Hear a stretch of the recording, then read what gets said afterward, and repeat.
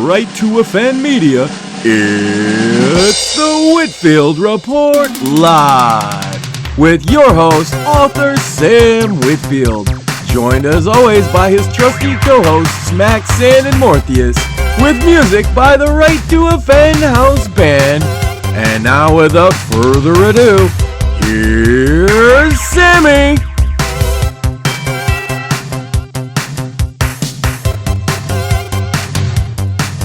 Man, that announcer needs a raise, bro. He did a great job. He really does. Yeah. I'm gonna give that. I'm gonna give our voiceover guy like an extra. An extra bottle of water. That makes two. Anyway, He's big pimping. it's been an interesting week. Really, I haven't been paying too much attention to the news. What? Lately. You mean you weren't glued nonstop to your timeline? No, and Why is that, Sam? Might it be for any reason you were doing things in real life? well, yeah. Well, I do. For those who don't know, I do freelance, work. So I kind of am online, but I've had a few projects. Also, though, I finally got a new wheelchair. I've talked about it a little bit, but it's a new manual chair, and so I've been, needless to say, working out a bit more, and my spine and just Ladies. everything else is better. I know it doesn't look like things have changed much, but I am actually in the chair right now. I wanted to see how it would be in frame, and apparently I look exactly the same. So,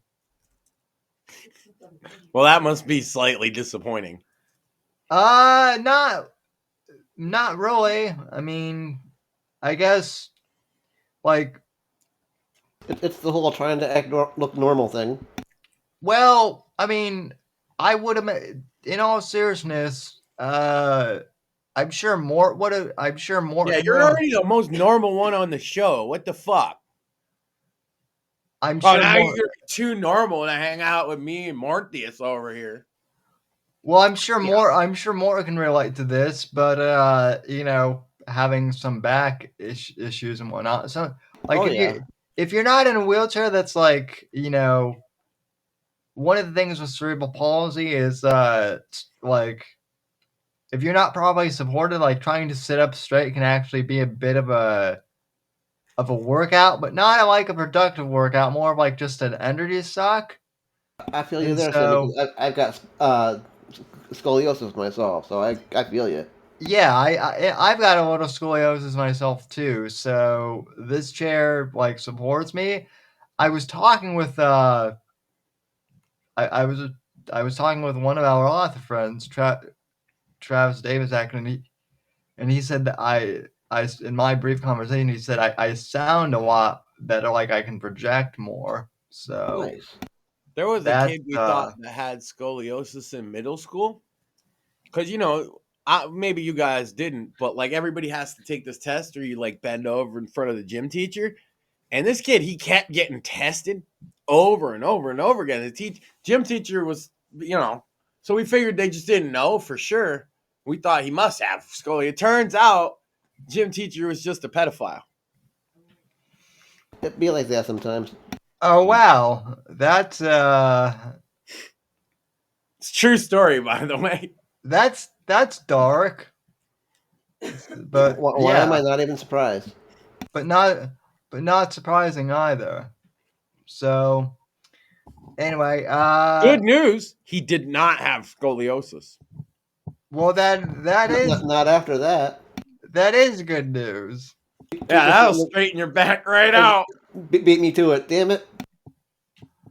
So, but anyway, so I'm feeling great. Another thing, because I haven't been on social media or Twitter as much. Like I've been promoting the books, but like I don't. Hashtag buy Sam's books. Yes, buy all of them. Buy Blood Ties. Buy Night of the Vigilante. You know, it's funny. Nobody ever shares like good news on Twitter when it comes to like news. You literally were gonna say buy Ben Sins of the Assassin, the new one. You're gonna promote your book, Sam. Yeah, buy Sins of the Assassin. You left me hanging, and I was like, he's gonna say it. He's gonna say it, and then you changed topic. And then he got sidetracked. Sorry. Yeah. OCDU shiny. No, you can move on. I just needed you to do that one. No, buy Sins of the Assassin. That's kind of the important one, being that it is your best reviewed work currently. It's my best reviewed, but it's also my least sold. Well, that's just because right it's now. only a couple weeks old. Yeah, and also to be fair, with kids going back to school, people are spending money on school supplies and whatnot, which is understandable. So, well, hey, if your kid's high school age, it'd make a great book report. Yeah, yes, it would. So, but yeah, I mean, oh, well, that's the other thing. I've been busy writing the next couple of books. So, he says casually. So, like, books plural. This is actually something I wanted to actually talk to you guys. I know Max can relate to this, but like, I'm not glued to Twitter or any social media like I was in shocking college.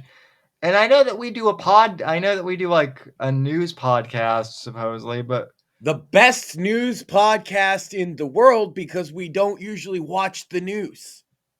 Right. So we don't. Right. We're out here retard maxing. Everybody else is trying to sound smart.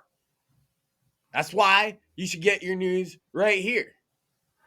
Well, I wouldn't even say we're retard maxing. The way I look at it is we don't overanalyze stuff here. That is retard maxing. That's the very definition of it. Well, then stop thinking, stop worrying, and just be. No use brain. Be the monkey.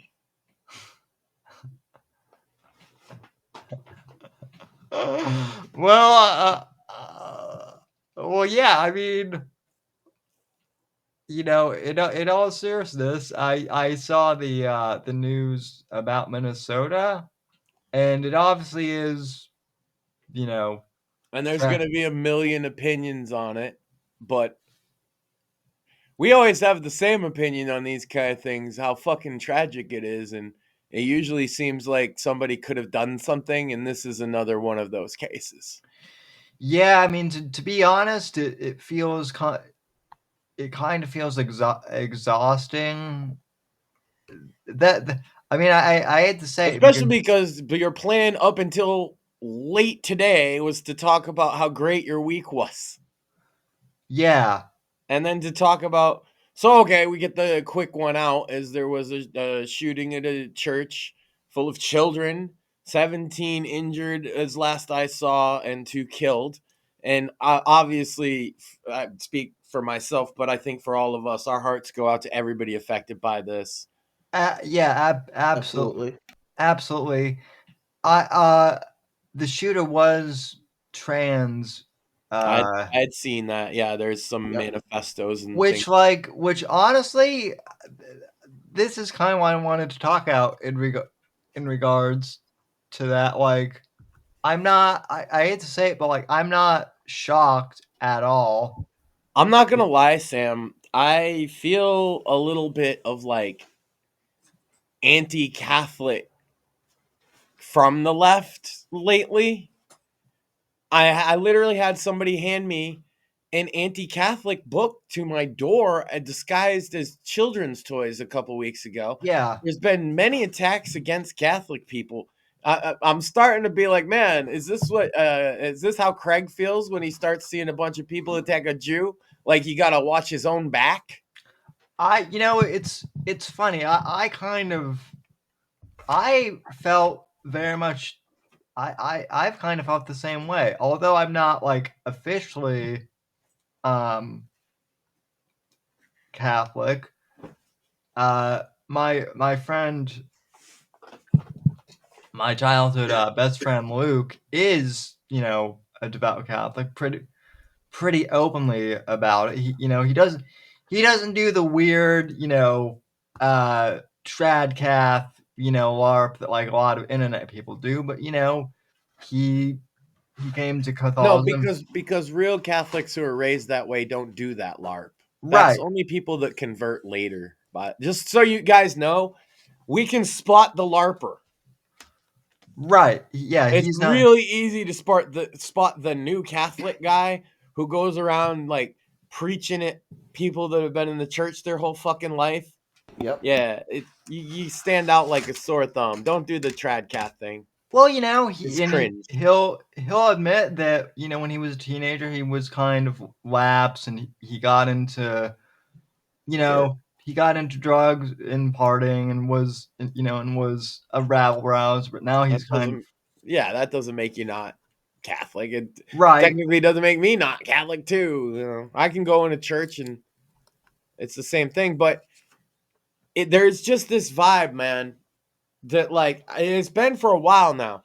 The George Floyd riots, actually, there was a lot of anti-Catholic sentiment up in Boston. They beheaded Mary statues that had been there for 150 years. They burnt down several Catholic churches over the whole country.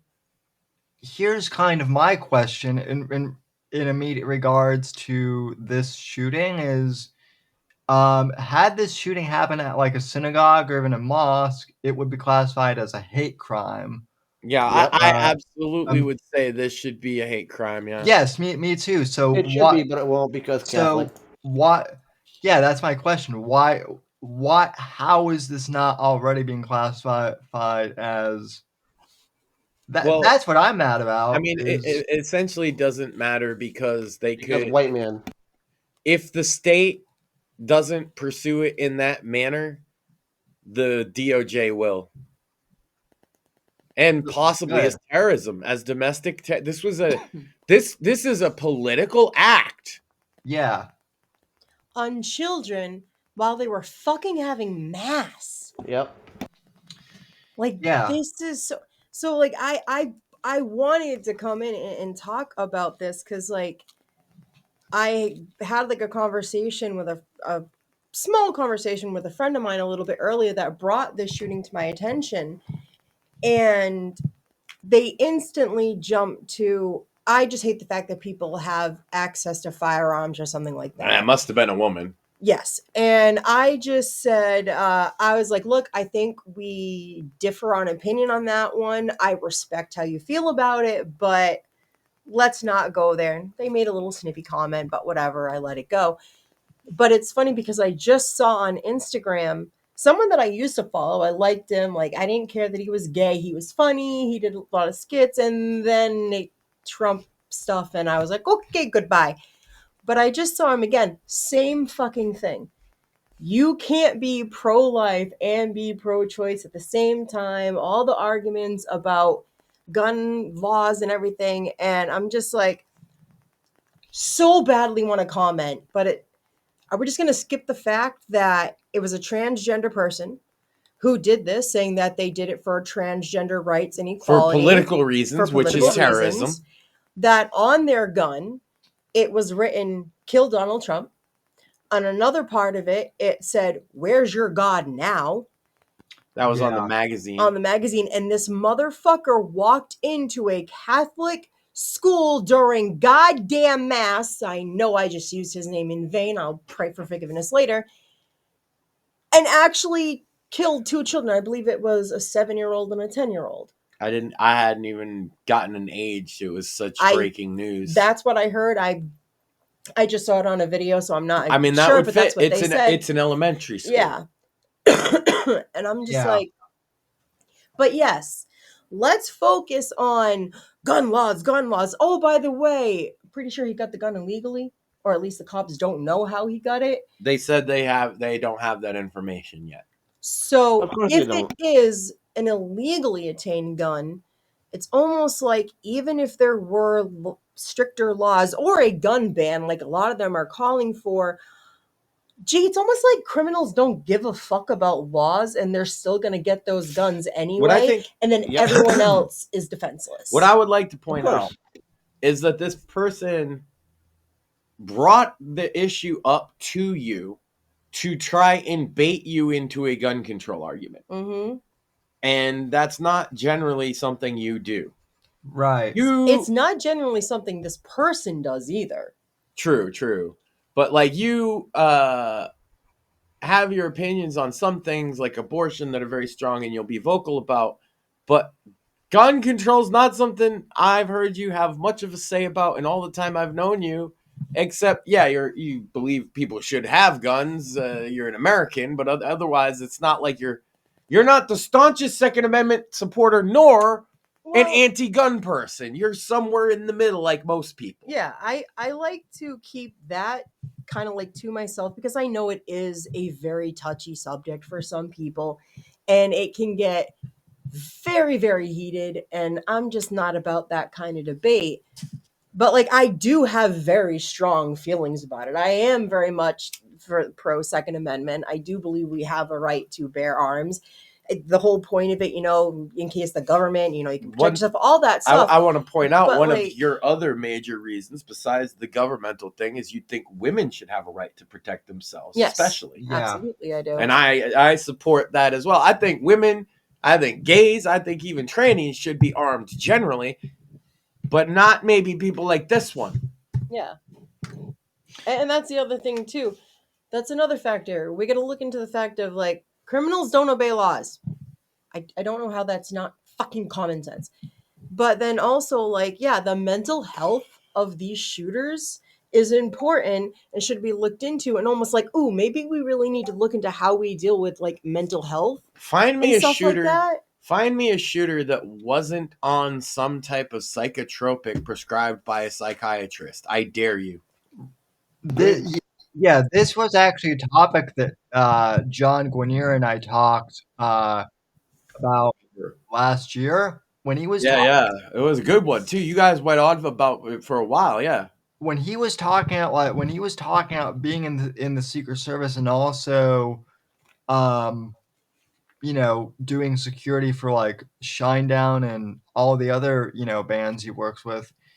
He said that a lot of like the security threats that he dealt with even in the Secret Service weren't necessarily like, terroristic threats or anything like exciting like that. They were people, who were like clearly mentally ill. That a lot of times, that was his experience. I'll tell you mine. A lot of times, the threats you're dealing with are sexual stalkers, right? And you'd be surprised what kind of artists get that treatment. I mean, famously, we all have the case of the Bjork stalker. Maybe that's the one that I was familiar with. Of. But like, it's not usually that extreme. Usually, what happens is like overzealous groupie type broads or dudes in the case of chicks who feel like almost a right to touch celebrities in an inappropriate manner. That is a problem still to this day everywhere. Like WWE's had this problem recently even. Yep. So it's one of those things is that is not something people think about a lot of the time. What is the actual threat? A couple months ago, Oscar flat out said, "Do not have sexual thoughts towards me, please."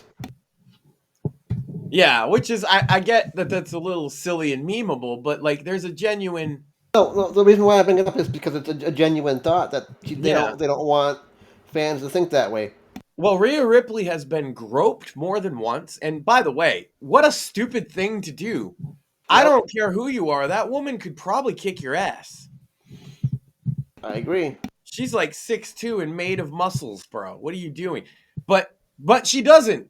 She does, and her husband is made of muscles as well. I was gonna say, didn't he say there was at least one point he roughed someone up like backstage for touching his wife? Yeah. I don't know if you guys have seen Buddy Matthews. He's in AEW. He's fucking huge. Yeah, he's fucking jacked.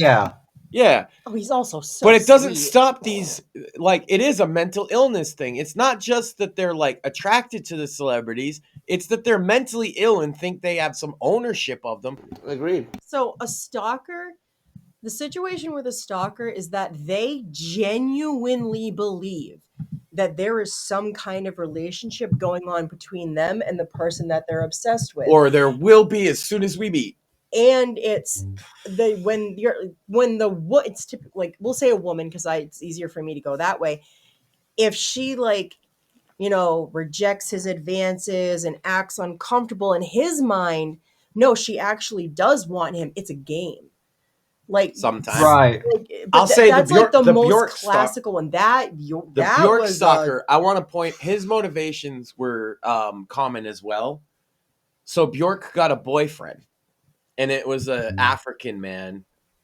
And so it started him down a path of, I hate this guy because he's in my spot, right? Mm-hmm. And also he's a black guy, so now I hate black guys. He said a lot of N-bombs, said a lot of awful things like that, and then decided that I'm going to harm her. And that's the problem, is these people, their love and hate are the same, right?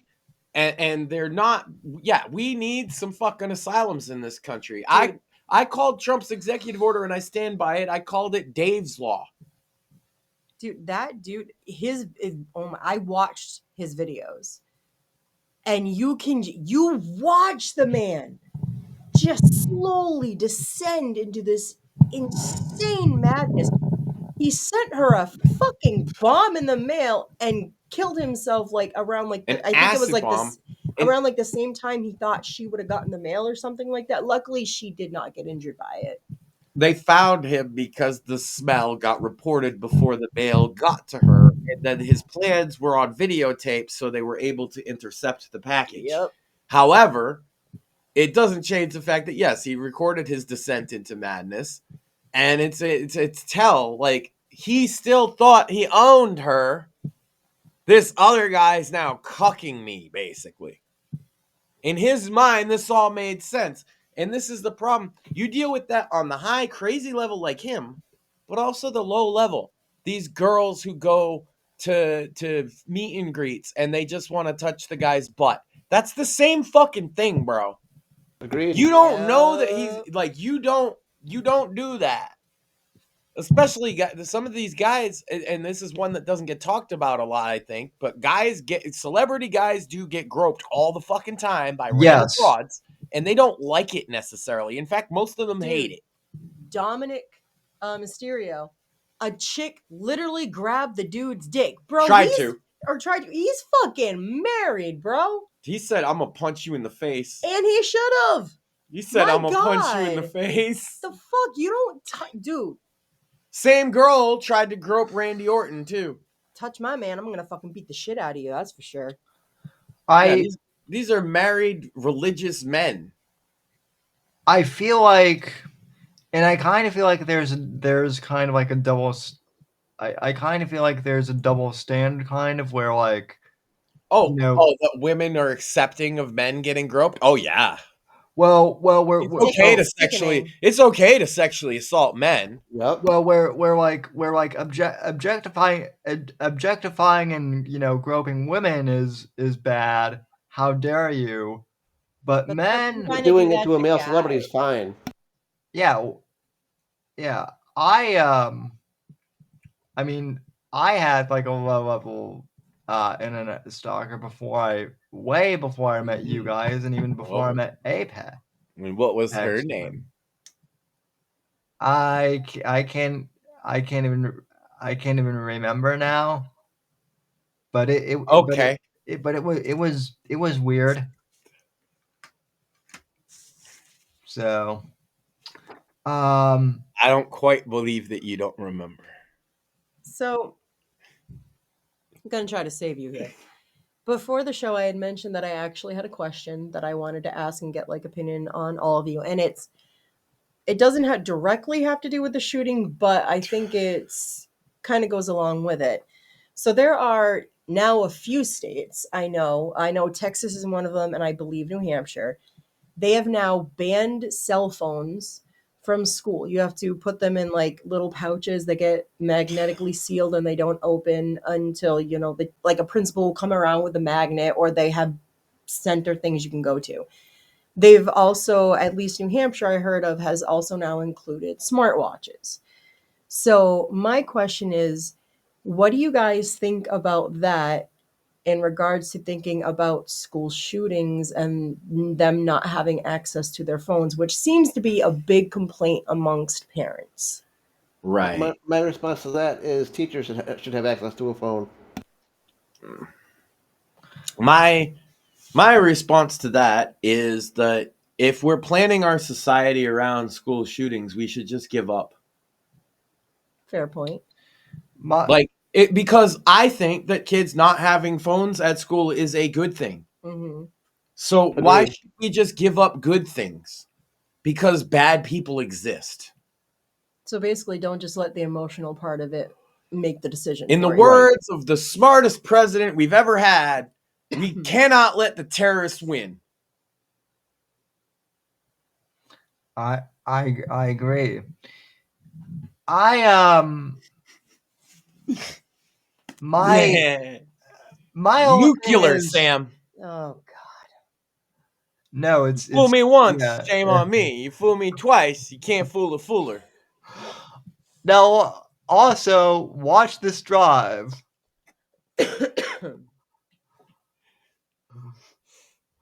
No, the whole thing phones being in school like, I don't think it's necessarily like, I think it's kind of overboard to lock kids' phones in a Faraday thing, but that's kind of another thing.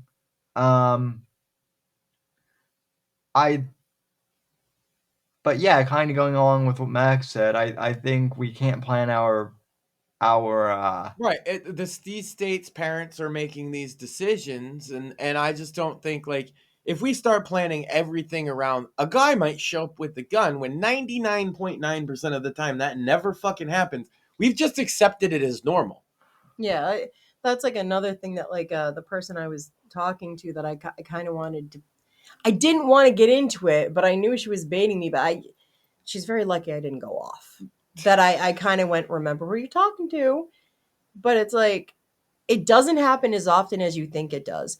And even the statistics are kind of off, because if there's a person that is in the school parking lot and they commit suicide by blowing their brains out, they count that as a school shooting. I want to point out that we cover these things, okay? We cover pretty much every major shooting event. Sam, when was the last time it was not a left-wing terrorist? Has it been this year at all? No. No, this year has been all left wing, and last year too, and 2023 and 2022. That's kind of the thing I kind of wanted to bring up to her, is like, because like this person is like leans a little bit more to the left, but is like, it was a person from your fucking side. Right. It's that like, did it for political reasons that, like, you guys cannot go shoot up a school and then tell us that we need to change our whole society because your people are shooting up schools. Your side can't be like shooting up kids in schools and whatnot. Well, you don't get to cheer. No. You guys don't get to cheer firebombing old people in front of children and then talk to me about fucking terrorism. Well, also, I keep hearing Trump's. I kept hearing, like on Facebook, I kept hearing like right-wing, rhetoric against, like, LGBTQ plus people, Oh, of course, that's did going this. to make it worse as well. Yeah. And it's like, and it's like, I hate to say it, but like even the most like homophobic or or transphobic like person that I know of has never actually called for violence against. I'm going to say this, Sam, and you'll remember this right away. There was a guy around our circles on our servers that did call for violence against trans people, and I banned him. Right. Yep. Because of that, like, I'm not with that. I don't care. Like, so yeah, like, that's not how we handle our problems. Yeah, This Right. is terrorism.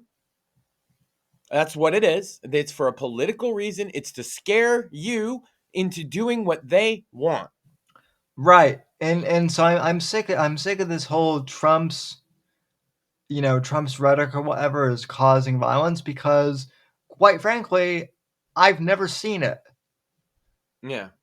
In fact, not only The closest you could come to saying anything like that is you could maybe say unite the right in Charlottesville, except that Trump denounced that instantly. right. Yep. Despite what the fucking left-wing media has been saying for like 8 years. Every MAGA person I've interacted with, like I'm not talking about the internet. Or they could bring up J6, Sam. How many people died on January 6th? How many bullets were fired? One. Like one person killed and then 3 people total, and 2 of them were suicides. And I have to chalk that up to some kind of weird Epstein style stuff. Yeah. Point being is, like, all of the MAGA people that I've interacted with for the most part have been super like open, and they've been super chill. I'm not going to sit here and be lectured by the left on the same year, Sam, where we had to sit here and cover old Jewish women at a fucking protest being burned alive by Molotov cocktails. I don't want to hear what any leftist has to say. That was now there's tough. little children, little tiny fucking children praying at church, being shot, targeted because of their religion. And I don't care what you say. It was on the magazine right there. Where's your God now? That's a taunt. That is a religiously motivated fucking crime. And it is targeted against Catholics. And I told you, Sam, I'm getting nervous. All the shit I'm seeing. And like you said, we're not super online in all the trenches of all the arguments. And yet still, I feel massive anti-Catholic sentiment to the point, like I said, I keep the book now as an example. Like, they literally came to my door and handed me a book that says Catholic people are all the world's problem. I feel it. I mean, I feel anti-Catholic. I see anti-Catholic sentiment. Like I said, my friend Luke is a Catholic, and one of his former friends that we went to high school with it thinks that he's like bad now because he's found his Catholic faith again. It's really just disgusting. Like Luke was never Luke was never like a bad kid, but I think he would tell you that coming back to his Catholic faith helped ground him. And I'm a firm believer, Sam, that faith is a subjective thing between a man and his own conscience or his own God or whatever. Yes. And so I believe so strongly in the freedom of religion that I try really hard to respect other people's religions. But when your religion, or when your group of people who isn't a religion start attacking my religion or the religion I was raised into, my people, it's certainly, even if I believe or not, doesn't matter. These are my people. Right. This is my culture under attack, being shot at by some faggot who couldn't figure out if he's a man or a woman, so he goes and murders children. Yeah. If you're like him, and if you don't like that fucking word, faggot, then don't act like a fucking psychopath. Oh, we're gonna care about his feelings might be hurt. Fuck him. And to the point where I try to generally be respectful, but at that point, fuck your pronouns. Well, I'm also starting to see all this. I hope this doesn't start more anti-trans sentiment, because now we're going to be hearing the argument that transgenderism is a mental illness, and I hate to say it, but but it is. But that's what we've been saying for years. Yeah, I hate to say it, but the evidence keeps mounting that it is. Yeah. This is not acceptable behavior, and this is not the first tranny to shoot up a religious school. It's not even the second. To a Catholic school. Enough is enough.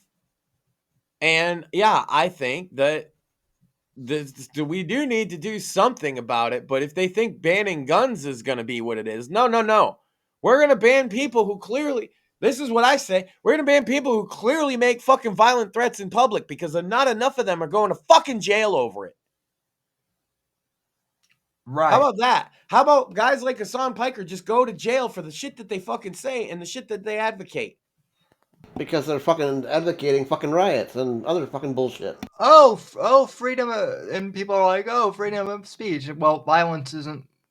Advocating violence isn't fucking speech. Yeah, incitement is the exception. Supreme Court. Oh my God, what's the incitement one? I know it's the one about yelling fire in a theater. I just can't remember the case name. But yes, this has been on the books since 1851, guys. Yeah. You cannot incite somebody else to commit a specific crime against somebody else. You can't do it. It's illegal. Now, people are like, oh, but the KKK. Yeah, let's talk about that. Brandenburg versus Ohio. Brandenburg versus Ohio. Well, what's the difference there? Why didn't they go to jail? First, they were saying to hang black people, and they were. They were saying to hang black people. They were saying it as a policy that they would have to advocate for and get through the political process. What they weren't saying, okay, was go hang that guy over there. Right. The left is now doing that.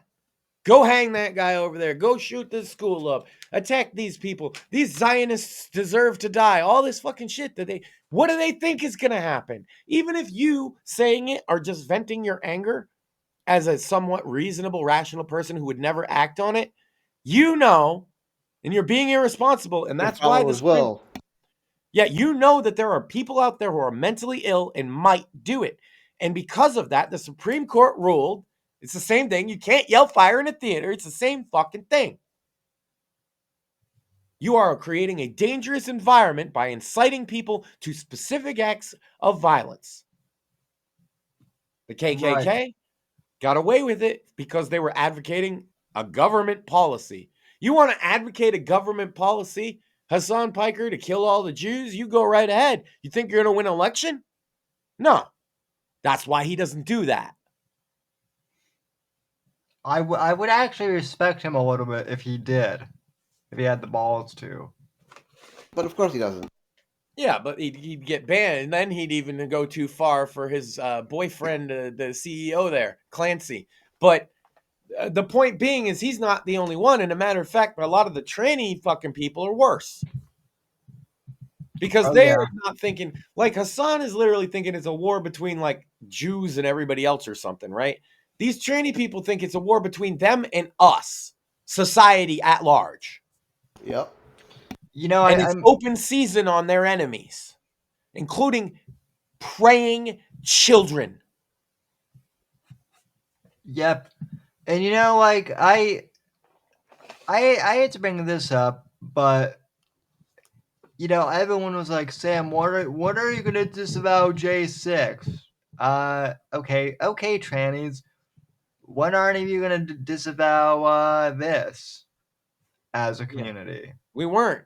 Wait, I've been on the side of several people who were arrested for J6 very publicly. We're not, but I don't see the trainees saying that the Tennessee shooter and now the Minnesota shooter. I don't see them saying anything about it. So if collective guilt is the game, then why aren't you playing it, trannies? Right. Oh, because you didn't actually want to play that game, only for us. Rules No, for I'm thee, not not for responsible. me. Look, man, I am not responsible for what your daddy did to you when you were a kid. I'm not responsible for how people treated you in high school. I'm not responsible for the fact that you act like a faggot, so everybody called you a faggot and you got a complex about it. None of that's my fault. You don't get to go shoot up and terrorize my fucking neighborhood and kill children over it. And if you think you do, I think you deserve a bullet to your head. I agree. I'm also I just get sick of like the victim mentality. Everybody's sick of it. I've heard people talk about black fatigue, but I think what people really have is victim fatigue. Yes, Agreed. absolutely. Because It's not black people that they're sick of, and it's not and it's not exclusive to them. It's the certain type of black person that's always the victim, and then it's the certain type of woman that's always the victim, and it's a certain type of gay guy that's always the victim. And I've literally never met a tranny whose identity isn't victimhood. Yep. Poor me. Yeah, There's a reason why Sam and I don't pull the poor me bullshit. I mean, Yeah, well, and it's especially egregious when I'm dealing with gentlemen like you guys that have, like, I've always hated, but even more appreciate my hatred for it since I've been on the show, right?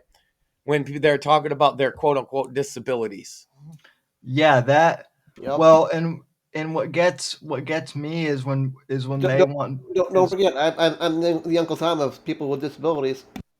I know. You guys are the Uncle Toms of the disabled people over here, and yet everybody who comes against you on that argument, It's fucking I smoke. wouldn't even consider disabled, Right. except that they're retarded.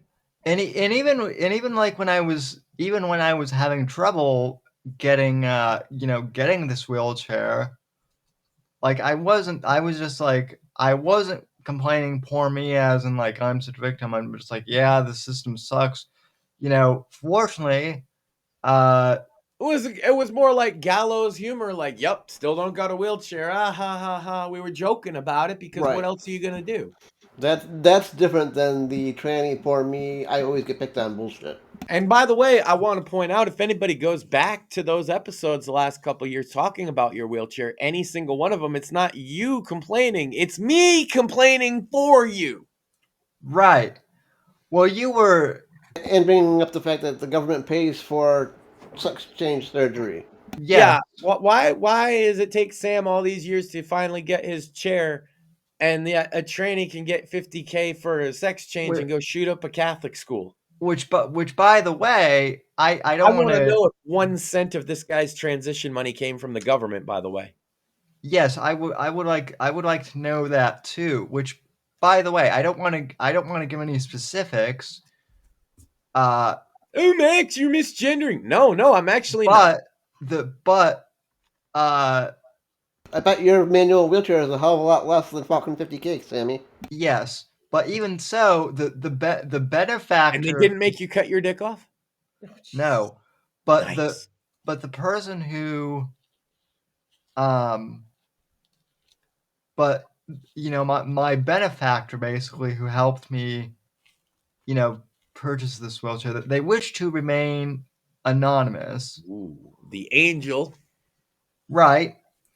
But what I can say is that this person was very upset when they found out that there are transgender elective surgeries being covered. I think a lot of people would be upset if they knew how much of that is covered under taxpayer money. Yes, and that was kind of like one of those things like, okay, well they're paying for that, but they won't cover you. And and they were kind of like, we need to banish these trannies back to the depths where they came from, like the furries. Why did we stop after the furries? We all knew that the trannies were just as big of a fucking problem as the furries, but we, for some reason, let the trannies in, and now look at the place. and even the furries now are like, yeah, the furries, because we kicked them out, they learn to wipe their feet when they come in the door, but the trannies, they shit on the floor. The furries used to. not They used to, so we kicked them out. We said, no furries in polite society anymore. You guys get the fuck out of here. And they learned. This is how you deal with antisocial behavior. No tranny shit anymore. Yeah. And then maybe when they get to allowed to do it again, they'll behave. Yeah. Libertarians are going to hate me. I don't give a fuck. Suck my dick. Well, we don't necessarily allow. Tell it to that dead kid's parents. Yeah. Sorry. No. This is. I have a child in that age range, Sam. It hits a little different. Yeah, and again, these are my people sorry being for there, Mac. here. Yeah, I'm sure. The worst part too is that like these kids probably don't even know what what a transgender is. Some of them might, but a lot of them probably didn't. Probably not the 7-year-old. Yeah. You know, the one who never did any harm to anybody. I guarantee it. Yeah. Everybody, pray for all the victims and families and all that. I have a list of something, making light of something tragic, turning it into comedy. That's not this. Yeah, let's do that. I've like I said, my week was mostly good, but I have to admit today was kind of a downer with that news, and so we need to pick me up. Me and Mort have some stuff on this one that the list is about. And I think then we should talk about your wonderful week. I think that's the best way to go on, Yeah. I agree. You do seem feeling upbeat, Sam. I can sense it. It's a spiritual thing, ladies and gentlemen. It is. The spirit has been rejuvenated, ladies and gentlemen. Yeah. All he had to do was have his spine sit a little straighter for a bit. Yeah. Turns out that's where the soul is. In the spine. It's in the spine. So the list, for anybody that hasn't heard about it, they're going to be like, what the fuck? But I will explain. The list for this week, Sam, involves another incident that happened this week, and wrestling fans knew we would probably have to talk about it. So Quentin Jackson, Rampage Jackson of UFC fame, movies as well, he has a son. His son's name is Raja. Raja is an MMA fighter. He's had one MMA fight, and he lost. And so he was invited, basically because his dad's famous, to Knox Pro Wrestling, which is an indie event in Los Angeles. At this event, he had an encounter with one of the wrestlers where the wrestler gave him a work punch with a can. Basically, Sam, you grab the person. Can I demonstrate? I'm not going to hit. You grab the person's forehead like this. You take a can in this hand, and you hit the can into your hand. And you actively punch it as it's going down. Pull away. What it would have felt like is this. Like getting smacked. But not hard. Right. Well, Raja is not a wrestler and had no idea about wrestling, really. And he took offense to this, to which the guy then apologized, said he shouldn't have done that. I thought you were another wrestler, and thought it was over. And Raja accepted the apology, by the way, and shook his hand. Shook his hand when only after he was told he could get his receipt in the ring by one of the other wrestlers. Flash forward to 2 hours of him saying he was going to beat the guy up for real on his stream. Flash forward to right before he jumps in. Everybody who has seen this clip misses the seconds before. You got to watch the seconds before, because seconds before that, he hears a clip of his dad calling him a bitch. And he says, my dad ain't going to call me a bitch. Jumps the railing, gets in the ring. He picks the guy up for what looked like it could have been a wrestling slam, but then he bridged it like a UFC slam. The point of that is to make the back of your head hit the mat and knock you out, which it did. And then he proceeded to punch the unconscious man for real as hard as he could. Times. 21 times was the latest count I've seen. Over 20 times. Damn. This man, Stu, Psycho Stu is his wrestling name. He got broken bones in his face, a concussion, doesn't remember it, and he's alive, but it could have killed him. I'll say this. Stu is a fucking tank to have taken that many punches and not be dead. And be awake. Yeah. So, for what it's worth, you know, I'm praying for a speedy recovery for him and all that. But then comes the question, what do we do with Raja Jackson now? A lot of people are saying they want to lock him up for the rest of his life for attempted murder. Sam, I'm going to propose a different theory. I believe in second chances and in using people to their full potential, Sam. I mean, you've always said that that's better than prison, and I agree. And so here is a way we could use Raja Jackson in a positive manner for society, for our entertainment, and for his benefit. You ready? Using his skills. Top 10 people who should have a wrestling match with Raja Jackson. Let's hear it. I'm game. Let's go. I gave them all wrestling style nicknames with a few exceptions. So, the ultimate beta cuck pedo Destiny, allegedly.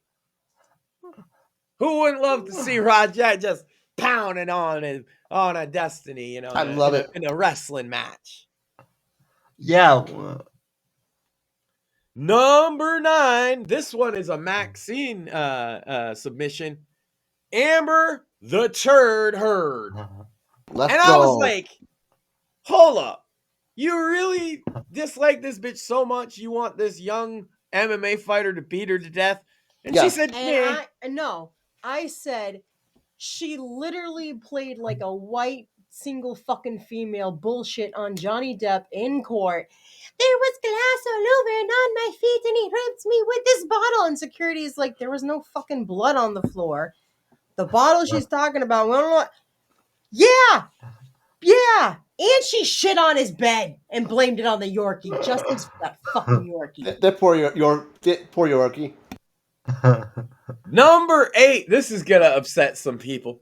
This is my submission.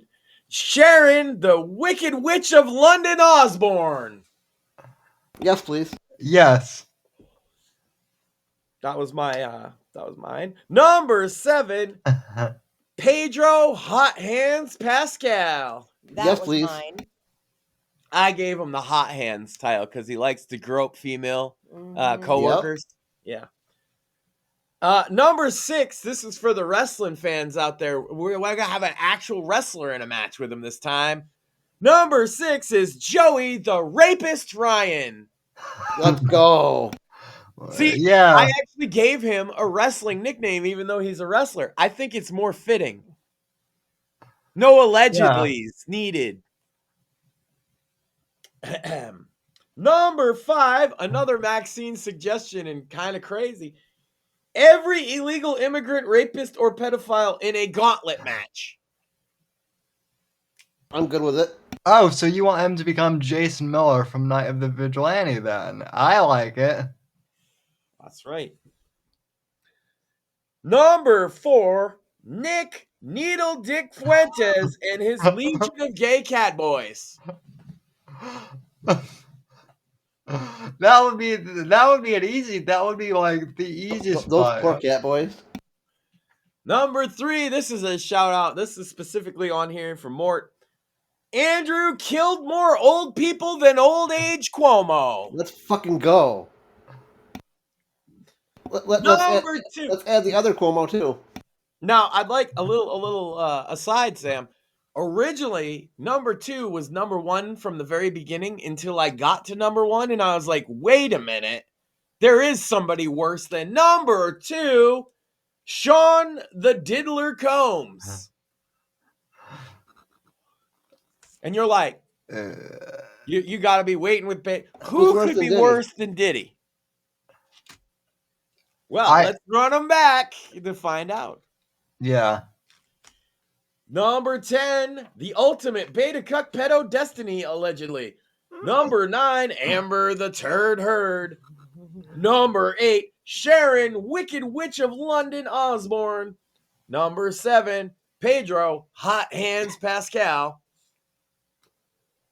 Number 6, Joey the Rapist Ryan.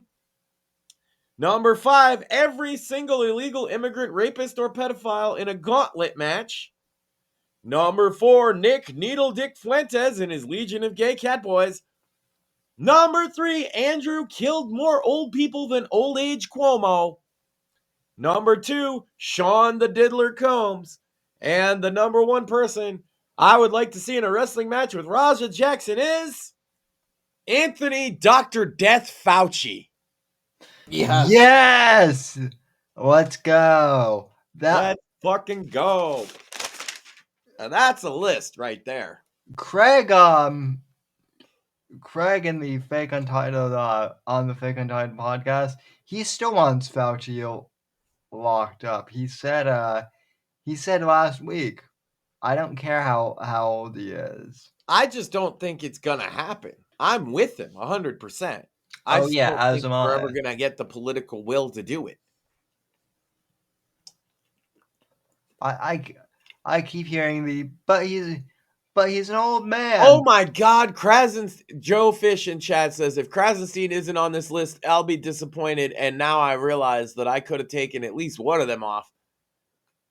I'm sorry. Yeah, Krasenstein, honorable mention because that's a good answer. It doesn't matter which one. Their mother, I don't care. I mean, also that might be the funniest, actually, is Raj Jackson versus Mama Krasenstein. Also, speaking on the Krasensteins, I don't pay attention to him much, but I have noticed that Brian at least has been getting like really heated, more so than lately. That when you make the intimation that him and his brother are gay with each other. I wouldn't doubt it. Yeah. Well, speaking of things that aren't free speech, back when Trump met with Putin a couple weeks ago, motherfucker outright called for the assassination of Putin. Yeah, yes, he did. That's not unhinged at all. This is what I mean. Is they're casually right here on X? They're casually all this leftism saying these crazy shit, and then crazy shit happens, and they're like, "You right wingers are so bad." What? Well, they've made Putin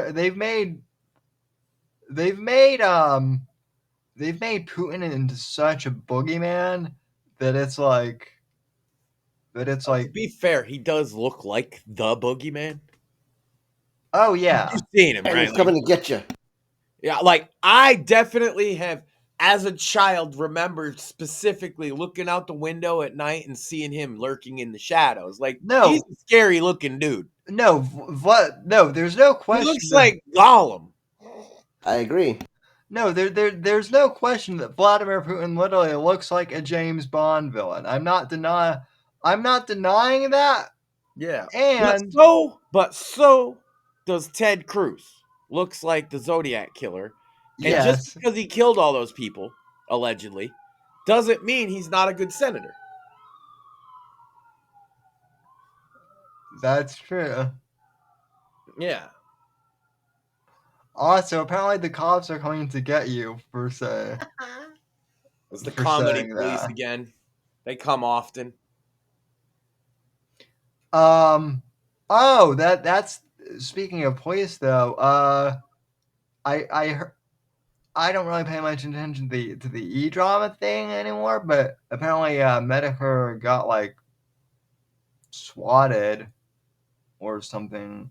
I didn't hear about that. I know that I'd like to say something about e-drama related stuff. King Cobra died. King Cobra JFS or whatever. R.I.P. Cobes. Yeah, I'm so sick of people saying that. If you picked on him, Right. Oh, I agree. I'm not. I don't mean you necessarily. I don't know about what your deal is, but there's some of the fucking people that made him have such a miserable life that it was. I agree. If you shit on Cobra constantly, and now R.I.P. Cobes, fuck you. If you sent him alcohol, you should feel ashamed of yourself. Facts. Oh, you mean the thing that they intended to happen actually happened, and now they're upset because they lost the thing that they were torturing? Oh yeah, Exactly. well just drink one up for Cobes and turn on some Aussie, and that's what he would want. No, he would probably have wanted to not have a life where he was picked on by you people. Agreed.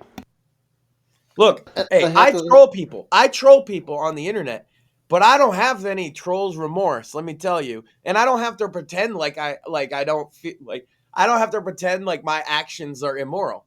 Right. I do have to say that video by Cope's father, fucking heartbreaking. Holy shit. Yeah.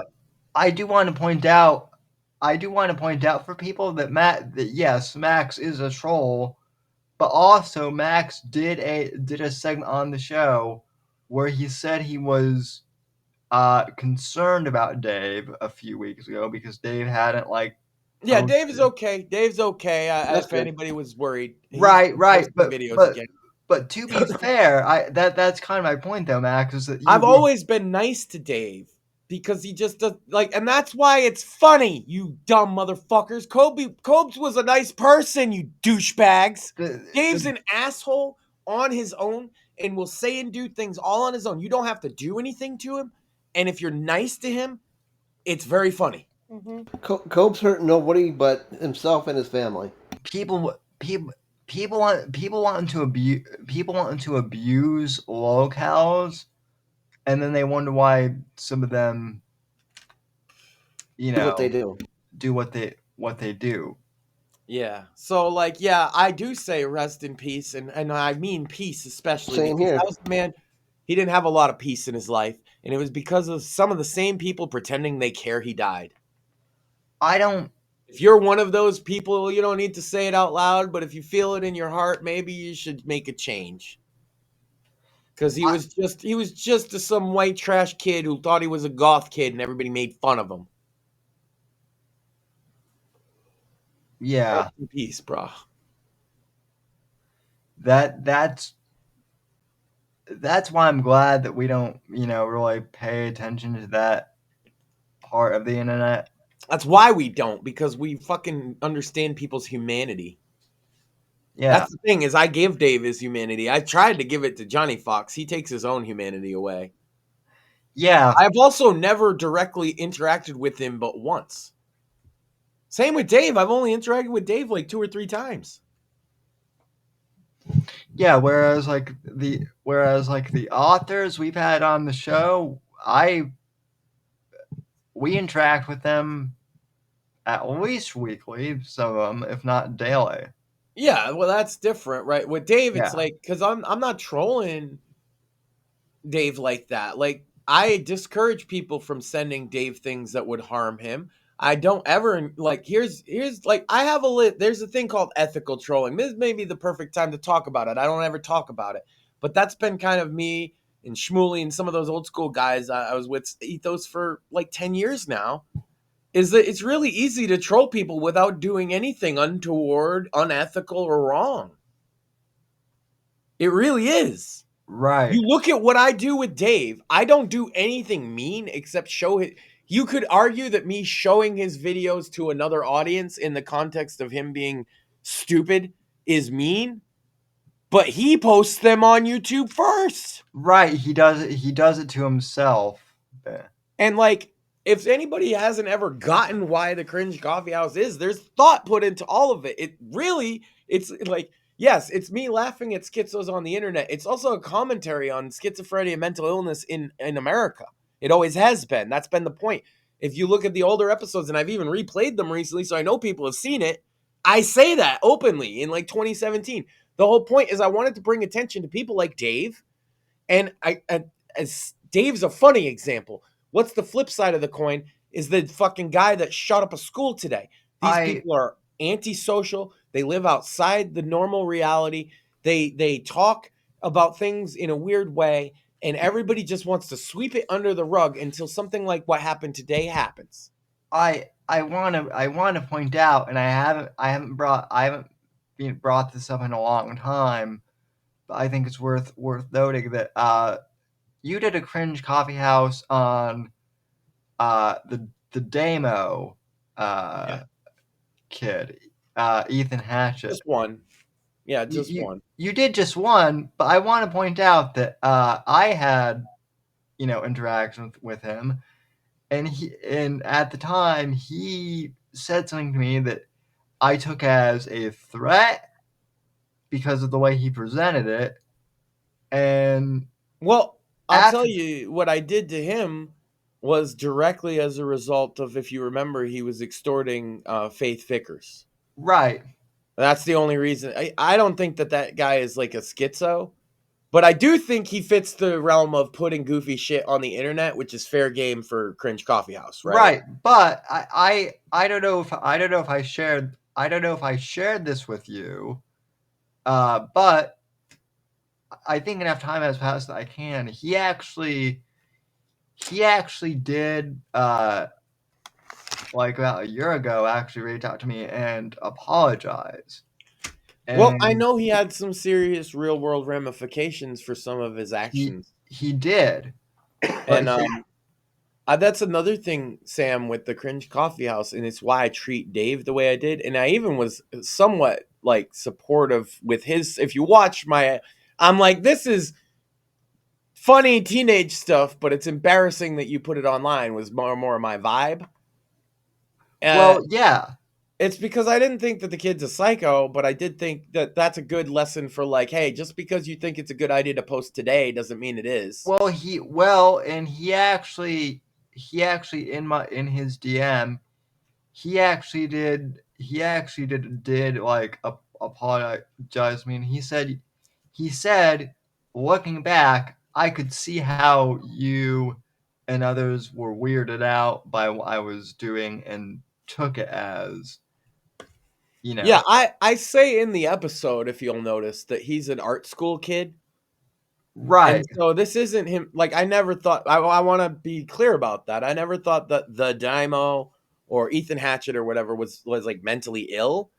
I think he was very much like the art school kids I hated in video class who were up their own ass about how like creative and smart they are.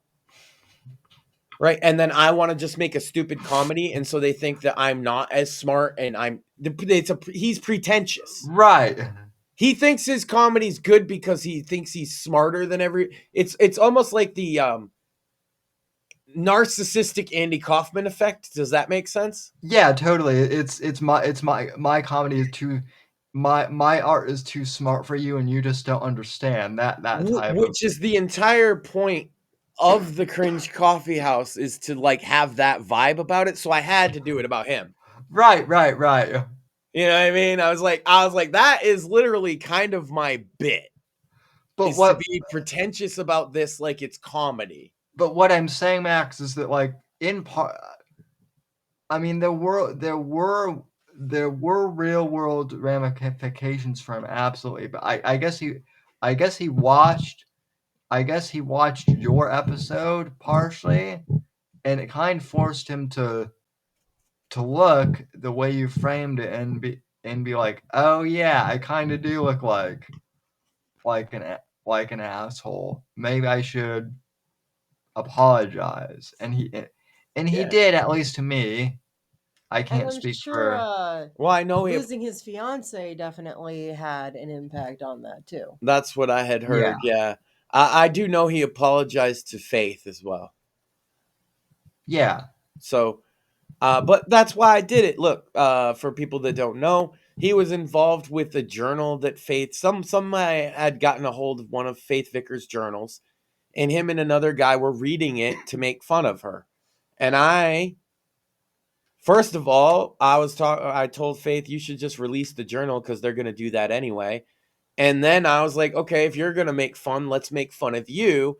And then people showed me he had all these videos from when he was like 15 of him being a complete retard. And I was like, okay, well, how does it feel to get made fun? And I feel it's fair game, Sam, because the journal that Faith wrote, she was a teenager at the time. Right. His videos he made were a teenager at the time. How does it feel to get made fun of for something you made years ago? He made fun of my old like Whitfield reporter clips from when I was, a teenager. And it's funny because a lot of times then I run across guys like a Cantwell or a Johnny Fox or an Ian Freeman, and they think I'm this guy that can dish it out but can't take it, and they're wrong too.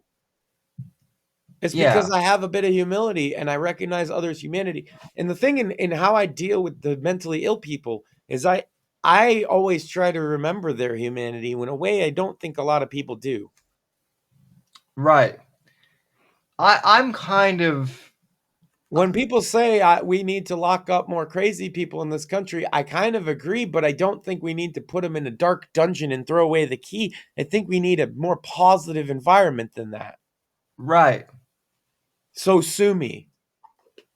I know conservatives don't like the idea of the state spending money on anything, but I think some nice asylums where people wouldn't even want to leave necessarily because like somebody like Dave who can't actually run his life on his own has an alternative where somebody else manages his money. He's got a job. He knows all the things that are expected of him. Yeah, there's going to be people that want to live that. But right now we're just cutting a check and saying, have at it, guy. And that's why they're living homeless. They're using cutting the check and no other services whatsoever. No other services in a lot of cases, yeah. People think of asylums as like one flew over the cuckoo's nest, and I know because of all that fucking propaganda in the 80s about asylums. The asylums were open long after the lobotomies. It's not like we were like, oh God, there's abuses. No, there was. Some of them didn't even close until the early 2000s. Correct.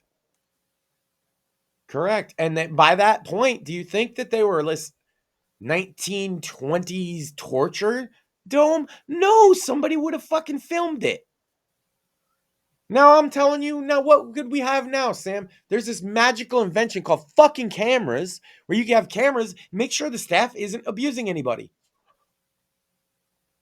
Right. And also, the reason why some of them shut down doesn't even have to do with anything like that, but more has to do with like what you were talking about, no funding, the state they closed funding them. And they have to close them down. They closed them. That's what. And some of them they just released. Yeah. Patients. So I mentioned, I was joking about something earlier. I said Rain Man. Mm-hmm. That's what Rain Man's about. If you didn't know, it's in the background going on. Is that the reason they want the brother to come take him from the asylum is because that they're going to be closed. Well, that happened in the 80s in California specifically. Reagan closed the asylums. Then when Reagan became president, in the 70s it happened. When he became president, he did that nationwide, and it took about 20 to 30 years for them all to wind down. But now we don't have any actual asylums anymore. And what people don't understand is the asylum is the halfway point. What we have now are psych wards. Yep. Those used to be called lunatic wards. We're nicer now. We don't say it that way, but that's what it was. Those were for people who were dangerous. We have a class of people who are generally not dangerous, but could be because they have no services, no support. Has anybody here tried getting a therapist in the last 5 years? Nope. It's not so easy, especially if you're a guy. Right. They'll put you on 10 waiting lists, man. And even for chicks, it's true. Like, chicks that have tried to get in therapy recently. Well, even my mom, she recently helped my uncle get a therapist. And she got, within like a month, But the only reason she was able to do that is because she has connections and she was able to talk to direct people. If you don't have that, you're looking at 3 to 6 months of being on a waiting list before they'll even know if there's a Even if therapist they that could take call you, yeah. Yeah. And then let's say you meet up with the therapist and they suck. Well, because like sometimes you just don't vibe with somebody or whatever, right? And for a therapist, that's important. Back on the waiting list. Back on the waiting list, or you just gotta suck it up and go with a person you don't even like. This Right. is these. Also, here's another one. Medical privacy, my ass. If you roll up into an ER and say you're having suicidal thoughts, they tell everybody, including your employer. Yep. Yep. Why do you think people aren't going to go to the ER? They don't want to get locked up. They don't want their employer saying that they're crazy. That's why nobody calls the hotline thing either. People don't go to crisis at the hospital when they're actually in crisis because they treat you like a criminal. Why is that? Because there's no asylums, which is the middle ground. What I hate about all of it is that it's like they act that way about all this shit, right? And it's they put like I'm trying to think of like a stigma against you getting help if you're suicidal or if you have the thoughts, depression, like. But now these same fucking bitches that like to fucking costume as me as like the Christian goth chicks also. So I have anxiety and like, oh my God, do you see me shaking? Oh my God, panic attack. And it's like, I want to fucking stab you right now with my pencil. That's not how fucking anxiety works. Don't make it a fucking accessory for yourself. It pisses me the fuck off. I know, but I'm the only one that might get stabbed. You're not going to get stabbed. But it's like I had to go through the stigma growing up of the same thing of if you have anxiety, it's terrible. And now all of a sudden, it's a cute little accessory for these kids to use. Just like ADHD is a cute little accessory, and autism. Oh, if you have ADHD and autism, it's like ADOtism. My favorite is that they've reinvented a debunked condition known as multiple personality disorder. And now they claim to have it again. And my favorite is that they like video themselves pretending to change personalities. And wait. I can do it. Hold on.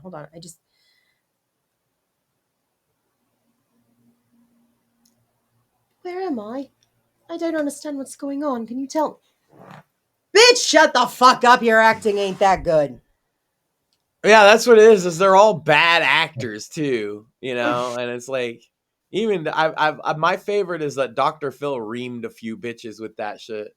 And I was like, this is made up.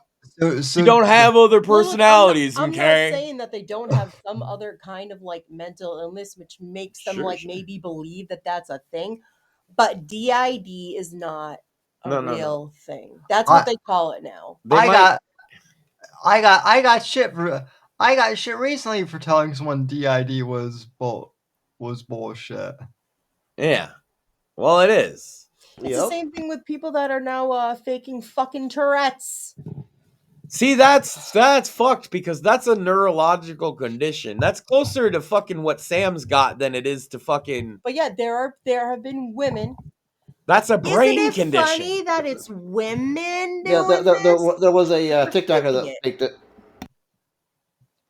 They'll just be, stupid bitch. Oh my God, I'm sorry. I have Tourette's. Bitch. Ding ding. Oh my God, I have Tourette's. It's like people really suffer from that shit. Bitch. Fuck you. Well, as much as I love South Park, Maxine, it's piss out my ass. That's the fucking South Park. I'm so glad you brought it up because I wanted to say it, and you handed it to me. Thank you. It's kind of South Park's fault that people have unironically. I had a friend. I had a middle school friend that, elementary school into middle school, and he had Tourette's and no teeth. I've told you guys this, and he was retarded. But he knew all that, and he knew he could get away with shit because of it. You know what I'm saying? And so he would just, hey guys, watch this. fuck the principal. And we'd be like, oh God, we're good. After a while, you get used to it. But that first time, you're just like, what? Oh no, we're in trouble. And then the teachers don't even look our way. Now, as an adult, I'm thinking, yeah, they were looking the other way because they didn't want to deal with that.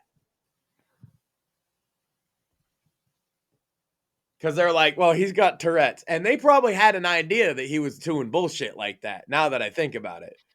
But did they really want to test it because they knew for sure he retarded?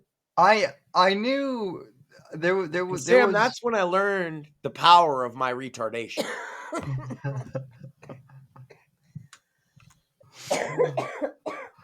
Listen. There was this retard kid in my high school who he had Down syndrome, right? He was able to cop a feel of some of the ladies. I bet. I And bet not he get- popped a lot of feels. and not get in trouble. The thing is he knew. I'm sorry. No. Sorry. He knew. He knew exactly what he was doing. Of course he did. And it's That's like the biggest mistake people think is that Down syndrome means they're stupid. That made me think of Carlos Mencia. But see, like I couldn't have gotten away. I couldn't have gotten away with it. Yeah, me either. Is that the only reason you're upset about it? Yeah, see, they're jealous of tards like me and his homeboy. That we could just do stupid shit in public.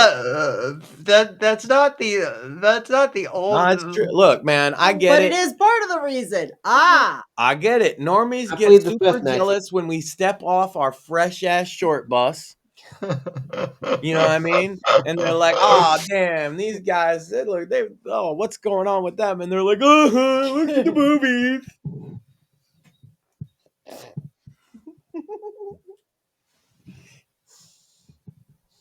I'm gonna get a kitty cat.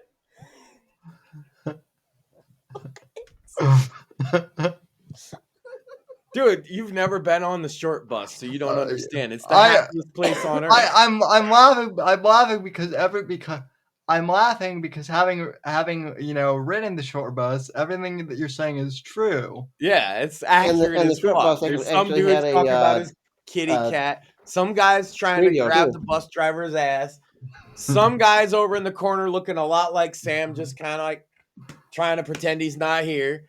Some guy is probably talking to himself just exclusively. And then there's like a girl in the back who never talks. she's too scared. And we're like, we on a little yellow bus. Come on by and scoop us up. The guy who's talking to himself, by the way, is having the most entertaining convo. That's because that's me. I'm that guy. Oh yeah, so I did go. And it beats talking to the guy about his kitty cat, Sam. Oh yeah, totally. I see. The thing of it is like I want to have a conversation with the guy who's having a conversation with himself, but he don't give a shit because yeah, but that's like a conflict of interest, though. Like you're interrupting his conversation with himself. Right. Maybe you're just not as good at conversation. Did you ever think of that? Actually, after a while, I did. I was like people are like, oh, the guy talking to himself, well, he must be crazy. It's just maybe you all just suck at holding a conversation. Maybe That's tard maxing right there. I feel like since I've discovered the concept of tard maxing, I've changed my life. How you worry about shit, Sam? Did you know that's just because you're not like being retarded enough? Do you ever see a retard worry about anything? No. Right. So why are you? If you're so much smarter than them, Ah! Oh, ooh, the brain juice. Okay. Well, Where was I? Shutting up. You were. Got it. I think we're. Oh, I was talking about tardbacks. Yeah. Fuck. So, like, what you got to do, what comes instinctual. You know what I mean? Oftentimes, we try and repress that instinctual nature, but sometimes you just feel like yelling, "Fuck you!" At no particular reason, at no particular body. And I'm just saying you should do it. I do that sometimes. He said doo-doo. Now he's tarred. Yeah. I'll be home alone sometimes where I have the house to myself, and I will have not full-on conversations with myself, but occasionally. The problem is when you have conversations with yourself and lose. Well, the problem is when you have conversations with yourself and you start hitting on yourself. That's never happened to me. That's just called self-masturbation, Max. No, I said that was a problem. I don't have a problem. I'm too retarded for that. Problems are for Norbies. Well, I mean, I don't know. I don't know what to say. Well, like, I don't know. I've just always had this visceral, like, need to, like, I see people all do the same thing. I have to do something different. And I always thought it was a curse. But then my friend jumped up on the table and yelled, "Fuck the principal!" And I was illuminated as if by the wisdom of divine comedy. My retardation that I used to think was a weakness, Sam, it was holding me back, turned out to be the greatest gift on God's green earth. And you can't appreciate that gift unless you're retarded. Did you know that? I must be a little retarded then. We're all a little retarded sometimes. Only a little, Sam? I mean, what do you mean? What do you mean more? Okay. I got the retard test. I was triple, a little more than just a little retarded. Well, I mean, you and I definitely are physically retarded. That's Absolutely. For sure. When you put the Minecraft glasses on, Sam, where are the non-Earthlings from?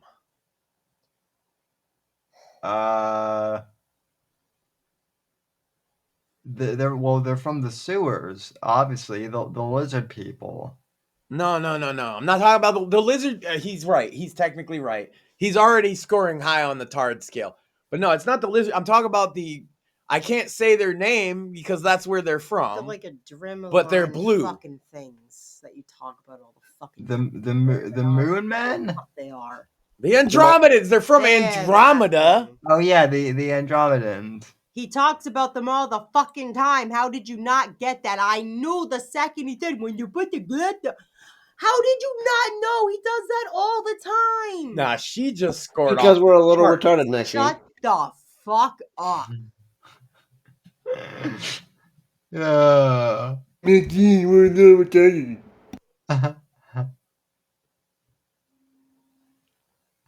We're all a little mad down here.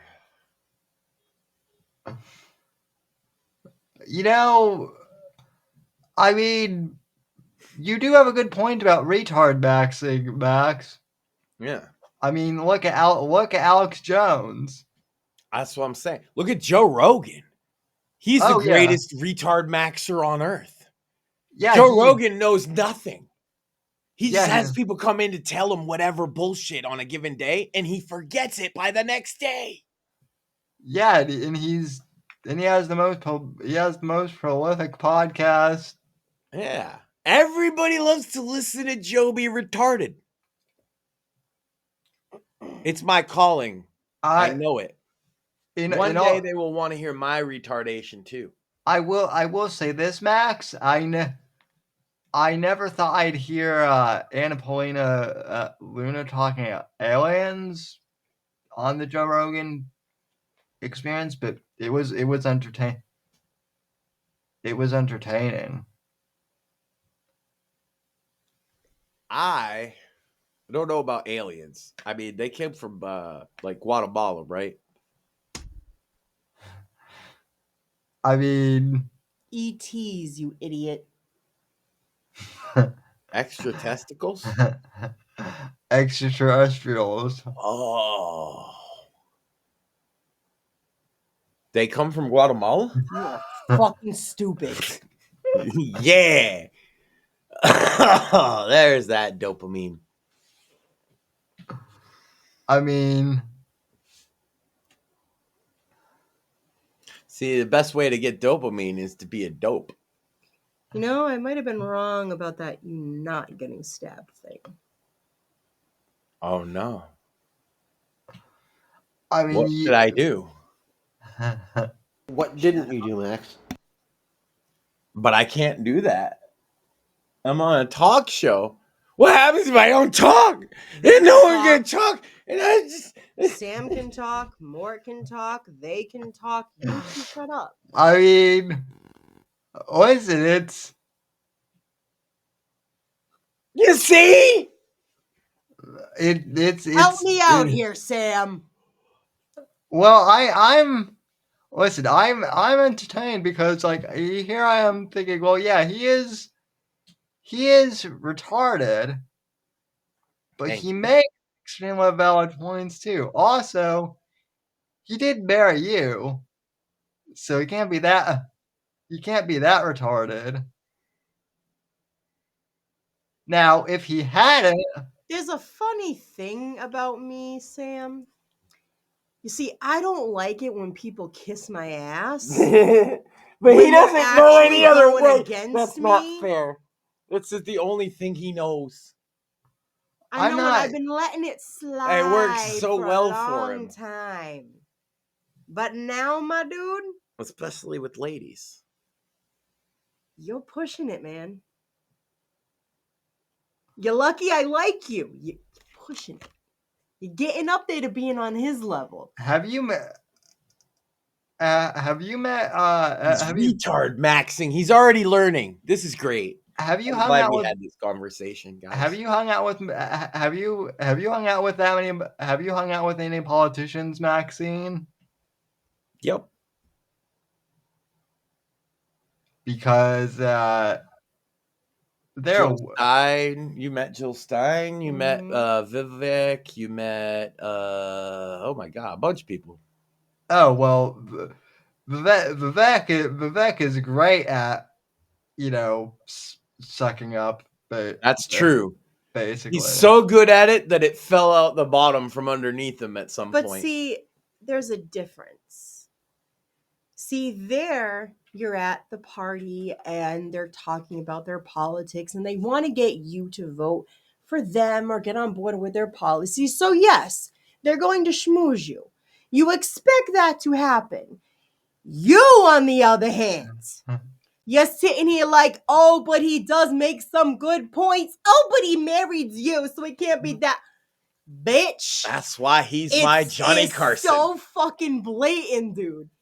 It is, I can't lie. It is a little funny. I have to give credit to that. But it's also kind of getting on my nerves. No, that's why he's my Johnny Carson. But it's also Johnny Carson might have. Oh, Don Rickles is at it again. Oh, but he's honestly, in on it. He's encouraging it the whole time. Thinking about all this, I think the reason why I'm able to handle all of this so well, and I hate to say this, but I think it's because I went through and put up with KK and Iron Man And Kurt died on the toilet shitting, dude. So He didn't die. He He didn't had a die. He stroke had a because all he stroke. was eating was semen. But I went through all their shit, and now I'm like, this is just fun just to fucking mess with him this whole time and see the look on his face sometimes where he gets a little worried, and I'm just like, I'm fucking getting him right back, and he doesn't get it, and I love it. It's fun because like that kind of lore, it sounds made up, but it's true.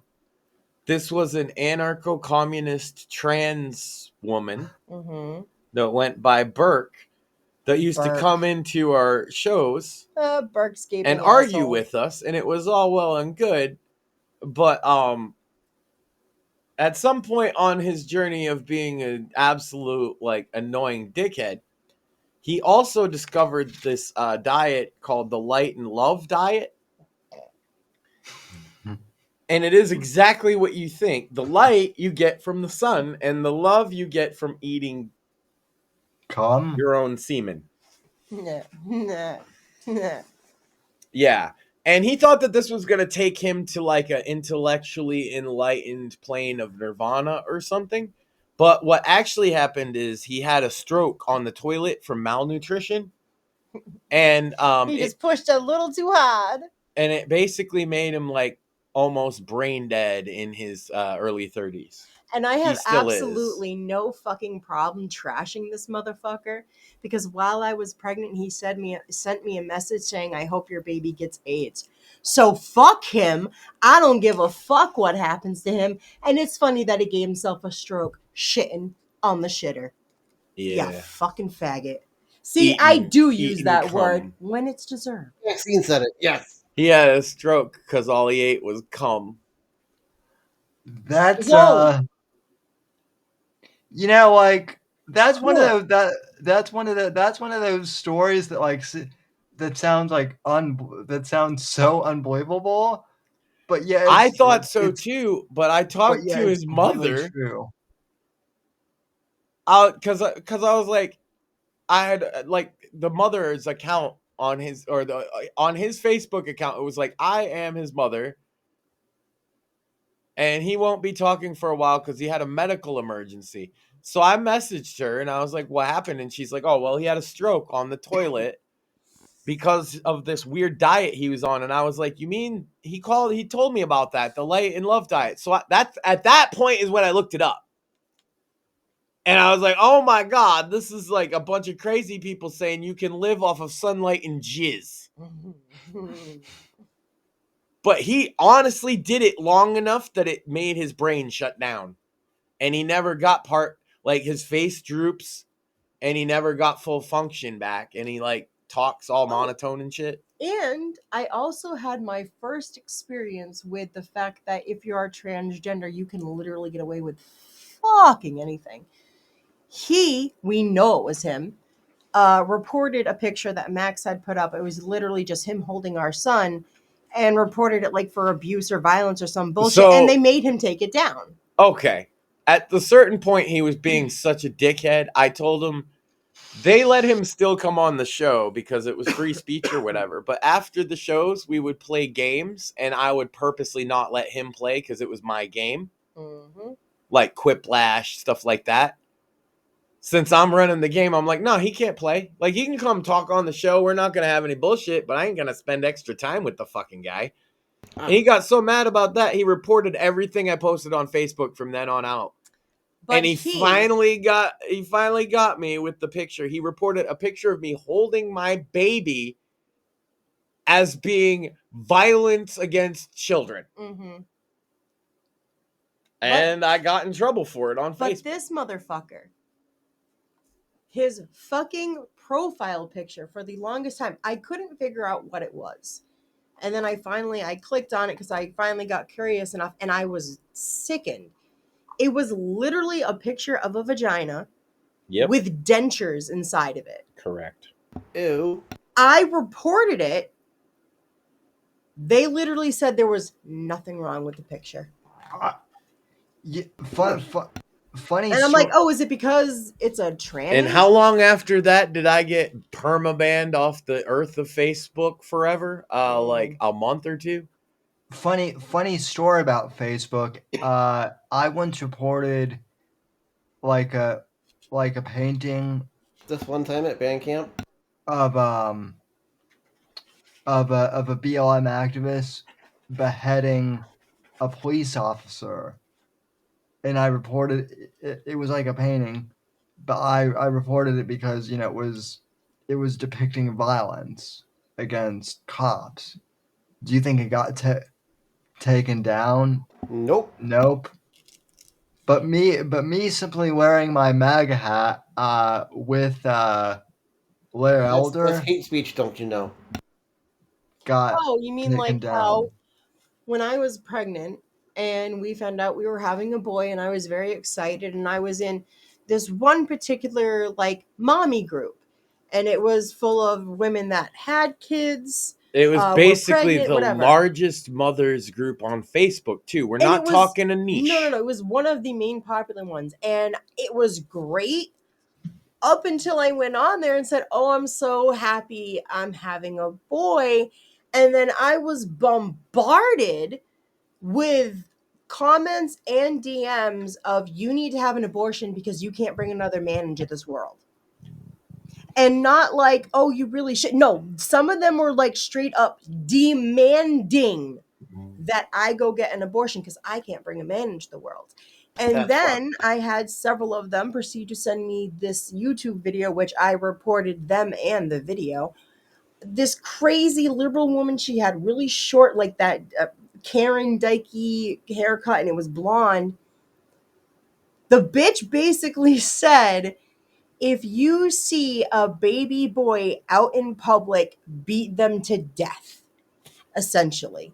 All the reasons as to why, and they were sending it to me as if that was going to make me be like, yes, I'm going to go get an abortion now. Now, granted, they didn't have the context of the fact that this is a thing we'd been told wouldn't happen, and yes, they did. Struggled with, and yes, they did. Oh, well, that I makes it shared worse. that because there were other women that were talking about it, so I shared my experience. Yes, they all knew about my issues with fertility and that was my miracle baby. Actually, rainbow baby and miracle baby. And yeah, they were still like, oh, you need to kill that thing right now. And basically, one, I knew they were all feminists because they were spewing all the feminist points. And I just went, well, I'm no longer a feminist. And he's just like, what do you mean? And I tell him, I'm like, yeah, fuck feminism. And then to every single comment, I said, fuck you. You know what? That's it. And then what's funny about that though? Is the here's how it works long term. Those stupid bitches. Let's say there are stupid bitches that listened to them and aborted their baby boys. Mm-hmm. All they're doing, because you were never going to do that. It was never a possibility. All they're doing is giving our young man more options when he's older. He might just date their daughter.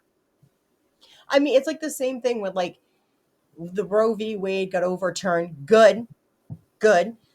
And like all these women, that whole thing, that we're not going to have sex, we're not going to have kids. We're like, yay! That means that our kids will take over. Are you telling me the hoes have stopped hoeing? Yes, they said that. They're going. Well, they said it, but have they actually done it? No, they're going and they're getting their tubes tied, and they're going and they're getting the. So they're still hoeing. And because some of them have said that. You remember that whole 4B or B4, whatever fucking movement bullshit. They were using abstinence, and we were just like, well, one, that's what we wanted you. They know what that is. Please spread your legs, and stop killing babies if you're not having their babies. But hold on. The problem they were trying to solve is men getting laid. The hoes are still hoeing. Some of them, yes. Most of them. Yep. This is a minority of hoes who've taken themselves out of the hoe population. But at least they're not going to be killing babies anymore. Right. They're the most baby killingest of the hoes. That stands better for men. Because now, hoes are less likely to kill your baby. That's a big win for men, actually. Yep. still stay away from the hoes, but the hoes are still hoeing. They'll always be hoeing. Oh, There's yeah. no way girls are gonna. Oh, the guys. Oh, I'm if we pretty all sure- women just band together and I don't am have pretty sex sure- again, I'm sure that the women that were part of that 4B movement have already reverted back to the way they were. They're already growing their hair back out. They're taking showers. Oh, they be hoeing. again, and they're going back to they screwing be whoever they want. hoeing Yeah. up and hoeing down. Because you know what? I haven't heard anything about that in months. So it's like, yeah, they realized that was dumb. Oh, and they gave up the Aqua Tofana stuff. They realized how dumb that was. Too. Don't take a hoe to a hotel, because hotel everybody. Do you know what the Aqua Tofana shit was? Yeah. I'm just Okay. I'm just doing my hoe shtick again. I know. I just know some people don't know what it is, and I love telling the story. I remember what some of the Aqua Tofana stuff is. So, in like the 1800s, there was this woman, and she made this powder, and it was under the disguise of makeup product, just like a powder you use on your face, and she called it Aqua Tofana. And she was hoeing. But no. What it actually she was hoeing. is she was making this and giving it to women who were saying that their husbands or whoever they were with were abusing them, and they were instructed to scoop it and put it in their food, their drink, whatever, and it killed the men. And she was like one of the worst serial killers when she got caught. It was insane. This is the kind of cartoonishly evil plan that only a woman could come up with who's a hoe. And they were starting to do that again. They were even like, they're so fucking dumb. Well, that's because they're hoes. A trick that a lot of the women would use is they would have these. Trick is a good word up. too. They would have these hollowed out rings with like a little clasp so you could open it. No, they don't have any clasp. Shut up! You would open it and you could put the powder in it. So like if you're going over a drink, just boop, boop, there you go in it. These women now were talking about using that, but they're getting these cheap ass fucking rings. And one of the things is this shit will fucking poison you. It'll go right through that fucking ring of that cheap ass metal, and you'll just fucking poison yourself, you dumb ass fucking bitches. They were made out of a special metal. I just can't remember what kind. You know, poisoning as their primary method in women as killers kind of shows you which one is more evil. Yes. Also, if you intend to poison someone, but then end up poisoning yourself, I'm sorry, but that's kind of hilarious. Yeah, it's like if you were a bomber. It's like if you're a bomber and you bomb yourself. It's equal. Yeah, that's a self-own. I wish more, you know, Al Qaeda members would do that. I don't, because they're dead. They're all dead. There's no Al Qaeda no more. That's old news. The ones that were left, they merged into ISIS, and then we whooped their ass. What are you, in 2008, Sam? Okay, down with Hamas. They're called yeah. Now they're called Hamas in Iran and the left apparently. Well, that they like called a ceasefire over in Gaza. Yeah, or something like that. Yeah, there's a ceasefire currently. Well, that's good. And the big one is Russia, obviously, but both of those are looking okay as far as I could tell. Yeah. Oh, and I guess for the freaks out there, Maxwell didn't implicate Trump. What a shocking turn of events, right, Sam? Gee, who could have? So let's recap. Whether you think he did something or not, everybody thought she would not implicate him. So what's even the point? Right. Sorry, it's just like if you thought he did something. She's not going to talk because he's offering a pardon. And if you think he didn't do anything, then she has nothing to say. Either way, nobody thought she was going to say anything other than what she said. Yeah, it's so funny, right? They keep well, it's like some of them want Trump to be, you know, involved in Epstein Island. It's the same people that wanted DeSantis. There's a lot of Yeah. crossover with DeSantis doobers and the people that are like, Trump's an Epstein guy. Yeah.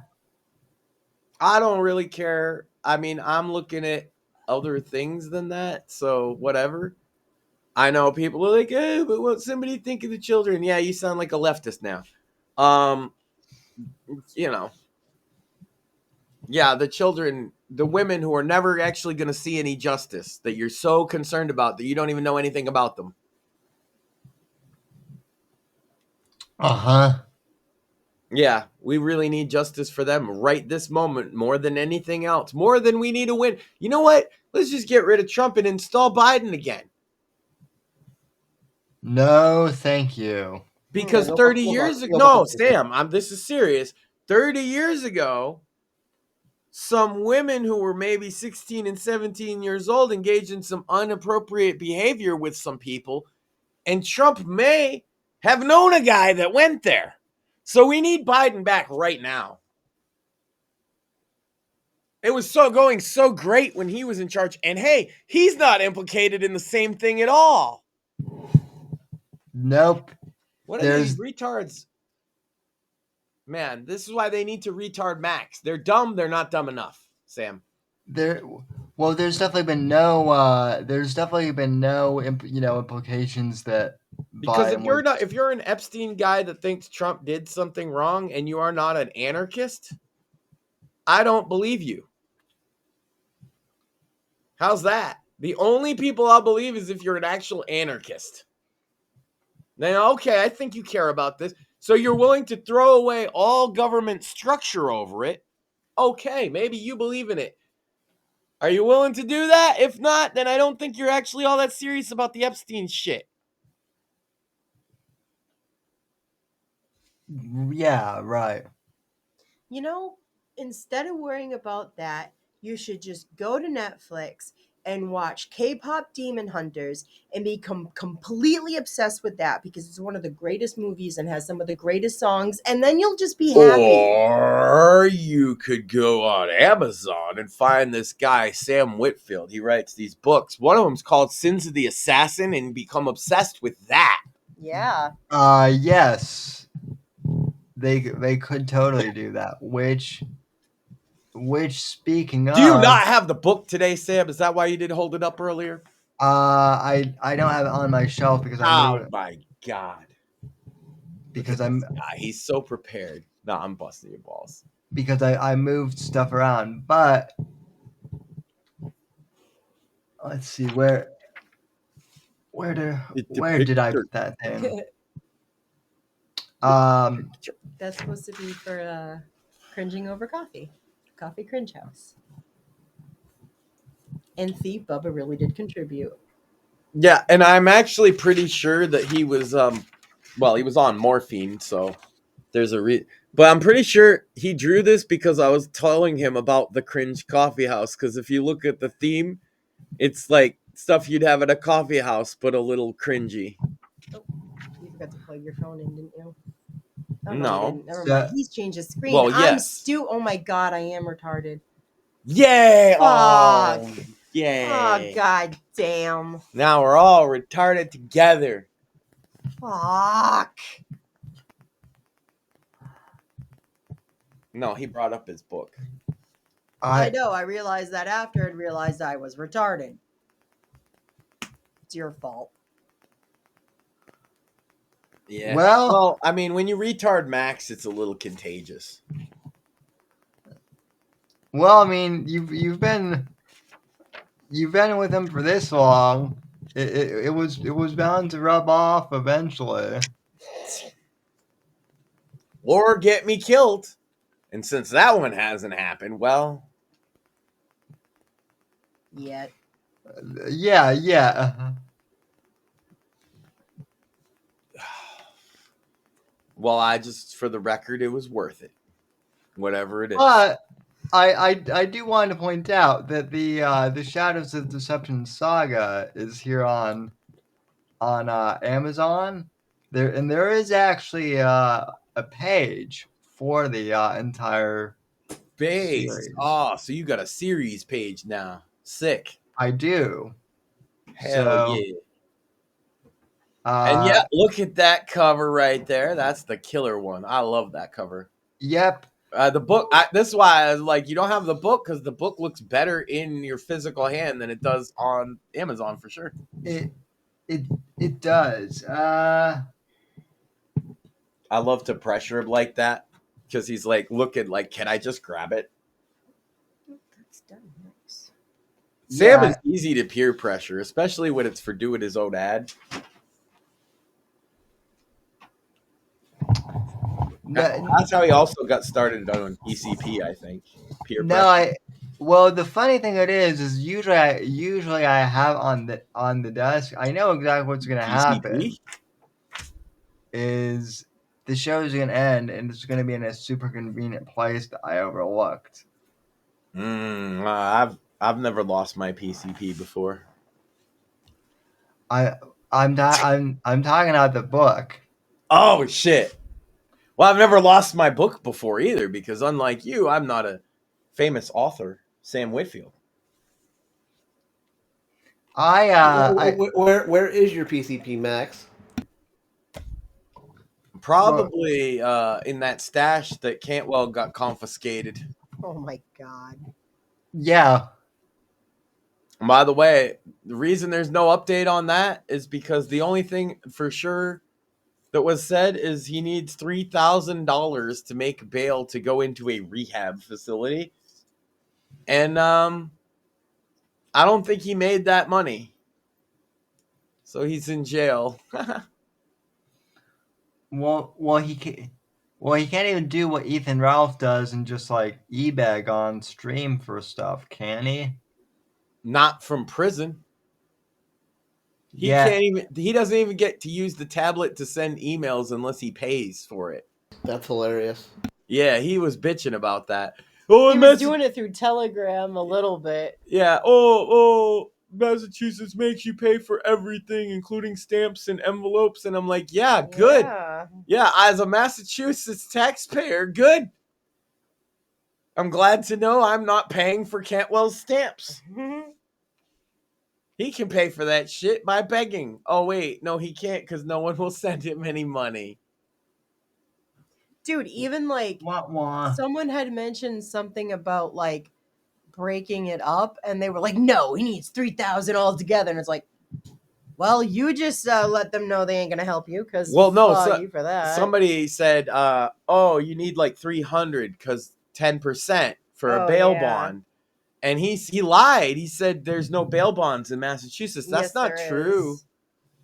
Yeah, we have bail bondsmen, and it is 10% here. Mm-hmm. The thing is he might not be allowed to have a bail bondsman because he's being held on federal charges. I don't know that. That's one reason. Mm-hmm. But there's a couple reasons he could be denied a bail bondsman. But yeah, of course there's bail bonds here. The fuck? Who the fuck doesn't have bail? What state doesn't have bail bonds? That's what it is. It's like, no, all of it at once. And it's like, no one's gonna fucking help you because you're lying. Yeah, that's the thing. All you gotta do is fucking Google that. Even from jail and even talking about just straight up bail money, he's still probably lying and no how's anyone gonna send him money. You know what he should do, Sam? He's a decent writer back in the day. He should write a book. It works for you. You don't beg for shit. Yeah, but I'm also not a a felon. That's true. See, it's funny that we're talking about crimes, though, Max, because I also wrote... Hey, Max. Illinois, Kentucky, Maine, Massachusetts, Nebraska, Oregon, and Wisconsin. Are the I states... don't know. States that don't have commercial bail bondsmen. We do have bail bonds. They're just not commercial. Okay. I read it wrong. Okay. Yeah, that's what I mean. So you can't, there's no bail bondsman because we don't have bounty hunters. We have police. Okay. I read it wrong. You bail out through the state, yeah.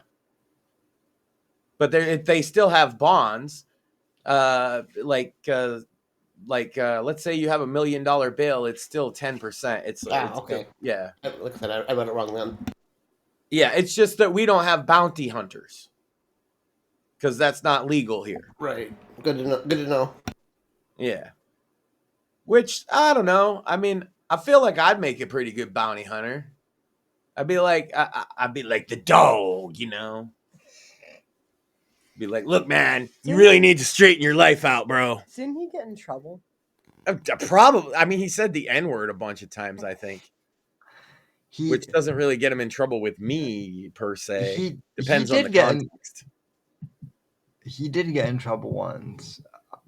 But... Yeah, but he's the dog, though.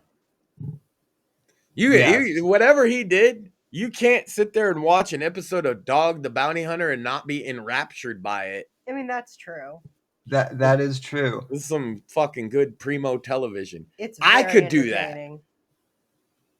Especially, hey, I have an equally as over the top and opinionated wife. We could be a team. Take down the bad guys. I fucking knew you were going to say something like that. We could get a van that looks like the Scooby-Doo van and solve mysteries. And live down by the river. Only the mystery is, hey, where did this crackhead go that missed his bail? And we'll be like, I don't know. We need a dog. We need a Great Dane and a monkey. Well, no, you just... monkeys. No, we need a monkey. The monkey is non-negotiable. No monkey. I've been telling you that for years. No monkey. Well, then I quit this detective agency. Good. What about a dog? Dogs are okay. Okay, but dogs can't do some of the things.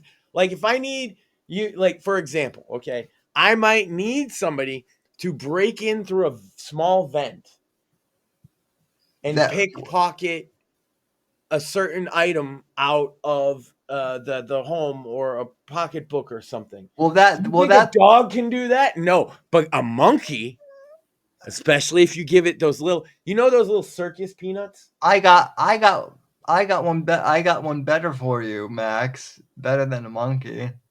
There's nothing better than a monkey.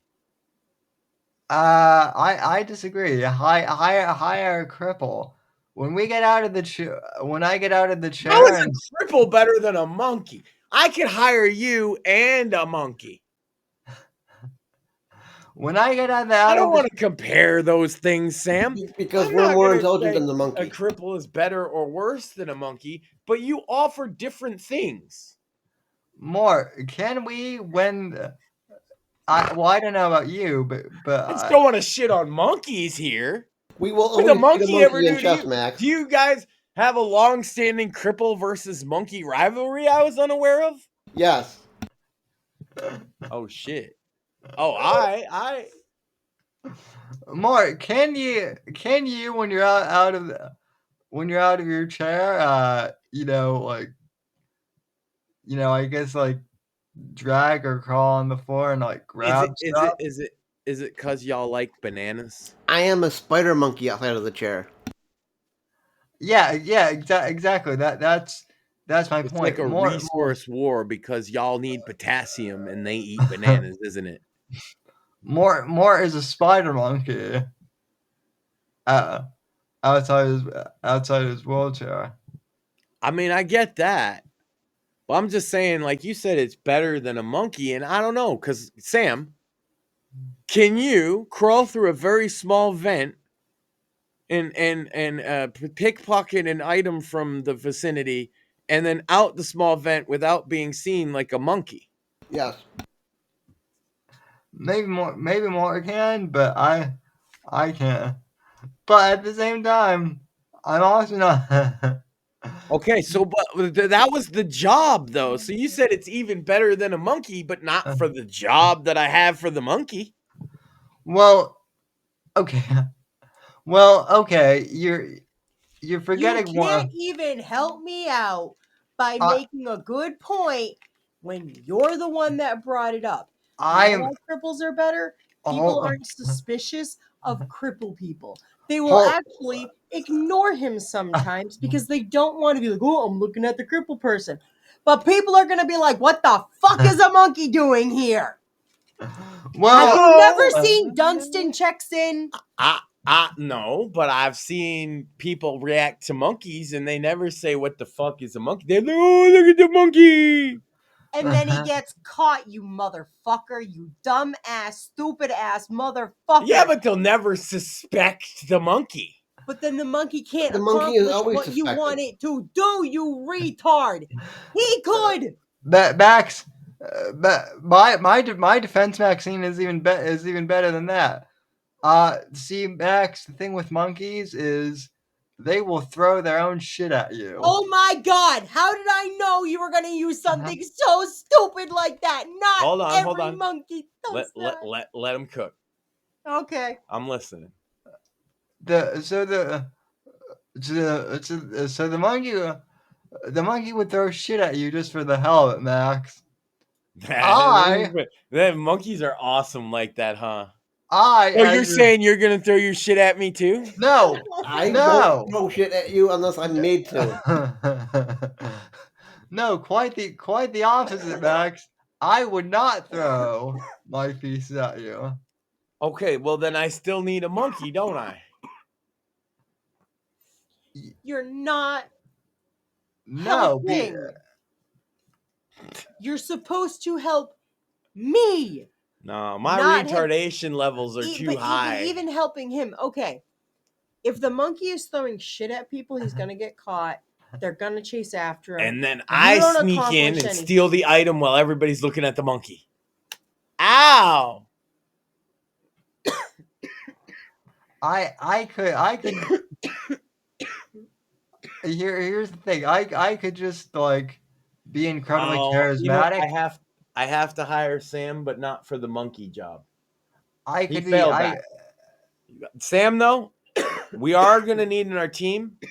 Every good 80s mystery detective team needs a guy in a wheelchair called Wheels. So, Sam, you're going to be Wheels now. I'm cool. I'm cool with that. How does this keep getting stupider? What do you mean? Can we call more? We just recruited Wheels. That is such a huge free agent pickup. Not on Wheels. We need to recruit more as Ironside. And it got stupider. I don't know. Well, I don't know. With Ironside's not like a typical. There's got to be no. Oh, here we go. No, he's more like in the Mr. T role. Yeah, that's where he's at. How you can be Wheels. The monkey has to be the monkey. And then no monkey. What do you mean no monkey? No monkey. How are we going to have a detective agency without a monkey? Well, I guess you're not going to have a detective agency. This is bullshit. Oh, you'll get over it, sweetie. I just want to catch criminals with my monkey, Wheels, Mr. T, and my beloved wife, Maxine. What is so hard about this? What makes you think? And I need a Great Dane so that we can hit up the kitchen while y'all solve the mystery.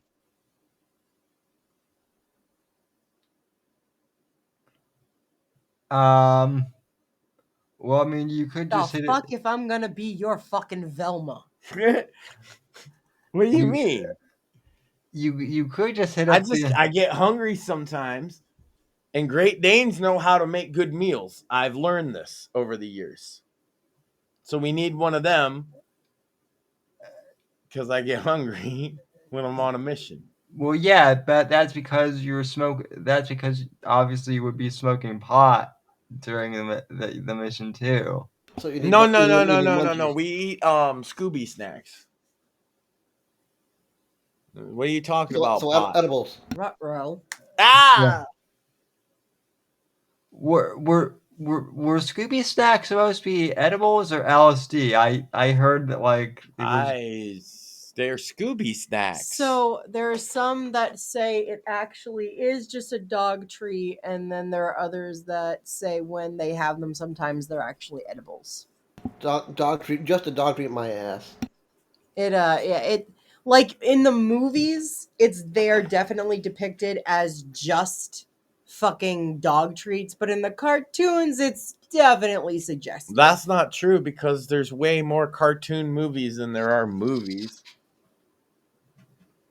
There's like 40 Scooby-Doo movies and only 3 of them have that weird guy in it. In the live action movies, like with Matthew Lillard, I've never seen them. Freddie They sound Prinze Jr., terrible. Sarah Michelle, blah, blah, blah, whatever.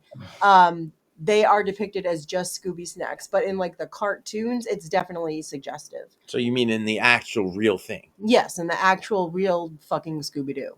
Right. Yeah. But Scooby-Doo is real, Sam. I don't know if you knew this. That's a documentary. Of course it is. So is the X-Files. Damn it, dude. That was like my show when I was a teen. Don't go there. I don't want to have to defend my stuff and then end up on his level. No. The X-Files. That's my jam too. People keep telling me that. Why is there a... I remember something like that when I was a teenager, but there was like 3 X's. Maybe that was something different. Yeah, you were watching a different X-Files there, man. Oh, all right. Or No, there was like a redheaded broad. Stop.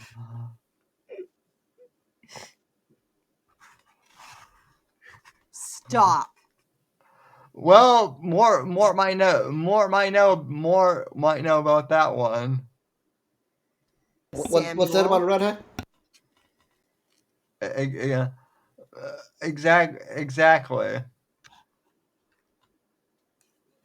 See what I mean about him getting up there? What? He's getting up there to your level. Mm-hmm. Oh, I was just riding the waves from when you hit me with the Sammy's pencil. getting some balls, and I can't lie, I'm slightly impressed. More, somehow we got onto the subject of the X-Files. The Sex Files. No,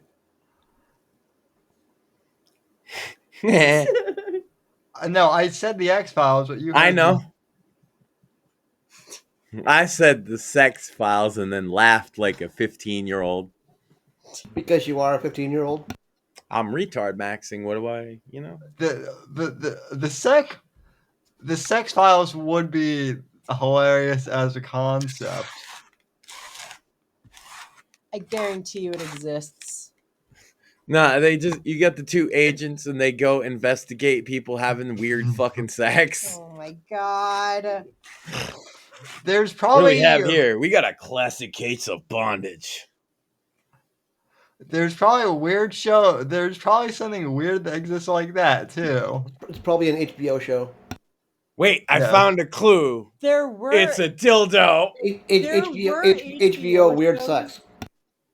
I used to watch like the After Dark fucking shit because you're not supposed to watch that stuff. And yeah, there was like shit where they would go into depth about bondage and sex dungeons. And dude, I'm not gonna lie, there was one time I saw this really fucking crazy shit and I instantly changed it where like they were literally forcing a chick to go on a dildo that was like attached to a thing and it was all, I don't know. But I was like, nope. Finally reached a level for me that I was like, that is too fucked up. I think one time we watched one of them like softcore porns, just laughing the whole. Yeah, vampires. It was so stupid. It was like Dawn of the Dead. No, I'm not. What is that movie? Dusk Till Dawn. It was like Dusk Till Dawn. They went to like a vampire brothel, but it's just a porno with horrible acting. And the way he destroyed them was making them have orgasms. Yeah, the way you beat the vampires was you fuck them till they come. And then, didn't they have like some stupid cheesy effect and they like blew up? Yeah. They're like, We were dying laughing. It's one of the funniest movies I've ever seen in my whole life. I don't remember what it was called, but it was just some Showtime Cinemax bullshit where the vampire, he's a vampire slayer. Oh Oh my god. We were staying at my friend's house, apartment sitting, and I was watching her cat. And I was like, dude, she's got like all the fucking channels. You want to just like pick something? And he's like, let's do this. And I'm watching. I'm like, it's making fun of vampires, but it's so fucking hilarious. Yeah, and then they started getting naked, but it was soft core, so they didn't show any dicks or vagina, just No. boobs. Right. And at that point, we're just laughing too hard to change it. We didn't know it was a porn for like 10 minutes. Yeah. We just thought it was the stupidest movie we'd ever seen. Oh, vampires. Yeah, this is good. And then they started having like softcore porn sex, and we were like, And because like they wait, don't, wait, is he killing her? yeah. So like obviously they don't show anything. So when the faces they made when they were coming and dying, I was like, oh my god, can you at least try to make it look like you're not faking And then it was that like Were early they 2000s CGI where they turned to dust. It looked Yeah. so fucking shitty that we watched the Oh whole my fucking God. thing. We couldn't stop. It was just because I So- remember at one point It you were- wasn't sexy. No. But No. yeah, at one point you were like, no, we have to see how this ends. I We was like, started this it, we gotta motherfucker. finish it. I was like, all right. So It was worth it. so bad it's good. That type of thing. Right? I mean, just so good it's good for porn, I guess. I don't know. Whatever it was. That's one of those things you hear about like lost media, Reddit. I wouldn't put that. Hey, Reddit, can you help us find a softcore porn from the mid 2000s about vampires? Thanks. Do you know how many they would come up with? Well, and then somebody would use that list for research purposes. Of course. Like, there was Sam! definitely a point in time, Twilight, where vampires was definitely the fucking fetish and kink. Yeah, but it was like right before that. Well, that's because it was also that whole thing of the people that really thought they were vampires and they were actually starting to drink blood and stuff. Based. And then it turned into they sparkle in the Yo, sunlight.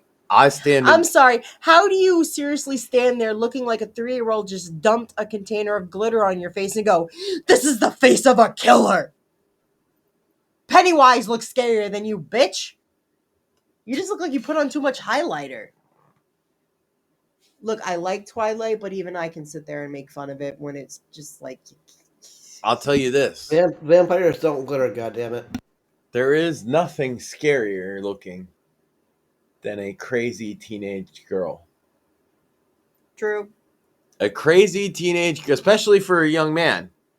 A crazy teenage girl with that look in her eyes means run. You lie, Max. There is one thing scarier. Her father. Nah, not nowadays. When we were growing up, definitely. Maybe, yeah. Not even though. More sounds like he knows from experience. I was supposed to be scared of her father. It didn't Yeah. deter me none. I was actually going to use that as an example. Yeah, he hated me. Oh my god, he said horrible He said things about awful you. things. I was also my best friend, but you know, life's like that. Well, I mean, yeah, in the But beginning you he had to made, earn that. let's put it this way. He made comments about his filthy cock in the beginning. Like, yeah, my dad hated him. And by the end of it, they were the best of fucking friends. Yeah, but it didn't deter me none, is what I'm saying. Like, nah, her dad ain't scary at all nowadays, or when I was young, or nothing. Nah, if you're a young man and you're determined to pursue a woman, it doesn't matter who her father is. Actually, it's the opposite. Or you just might be a different breed. See, in a sense, you should be right, but you're not. You're off base. Nah, the dad ain't scary at all because young horny men are as equally psychotic, actually, as those young crazy women. Facts. And so, like, just because dad's got gun collection doesn't mean he's not going to try and fuck the daughter. That is true. And more times than not, he does fuck the daughter, and dad, who's supposed to be so scary, doesn't do shit. Which is exactly what I'm saying, is maybe they should be scared of it, but they got no reason to be. Dads nowadays, they talk a tough game, but I don't know. I see a lot of single mothers. Yeah. True. And that sucks, you know? I'm glad to be around my kid. It's like it's what keeps me going, to be honest with you. It's the best. Also, though, some of those single moms kind of, one, either put themselves in that situation, or two, wanted that to happen because they just used the guy for a kid. Well, I was gonna say almost every single mother puts herself in that situation just by picking. Hey, if you Just pick by a bad picking guy, the guy, yeah. I mean that we is a actually valid argument. we have less say in that. To be honest, you get to decide who you let in, like literally. Mm. And Yes. if you let a crazy guy in, or a guy who's like a piece of shit, well, that's what's gonna happen, right? That's why I told all my friends that were all like, because of course it's the same thing every peer group, every generation, of the peer pressure to have sex and everything. And I will say that your peer group fares much better than most, even of your age group, specifically because you were all raised very Christian. yeah, but But unfortunately, the pressure's still there. and the thing that I would tell my friends is, don't fucking rush into it with this guy just because right now he seems great. Because 3 months from now, he might be an abusive fucking piece of shit. You were fucking him those whole 3 months, not using protection because for some reason my friends were idiots, and The dick was too good. I couldn't even understand their logic. One of them claimed, I'm allergic to condoms. There's other fucking things you can use, bitch. Shut the fuck up. And I'm like, then you end up pregnant. He's gone. And there goes your fucking high school, career. Yeah. I mean, it's And then that happened to some of them anyway, because, nobody listens to fucking Maxine. it's a risk assessment kind of deal, right? And you play the game and you win the prize. It's all Now, about the game and how you play it. My favorite is, Maxine, I don't understand how this happened. Bitch, I do. I fucking warned you. yeah, it The happened. fuck, don't come crying to me. You ain't gonna get sympathy from me, honey. It happened when you and your boyfriend were doing it. That's what it happened. Or he wasn't your boyfriend. Even worse. That's when it happened. It happened when you were doing it. I know, shocking. That's how people get pregnant, though. No way. When a man loves a woman, you see.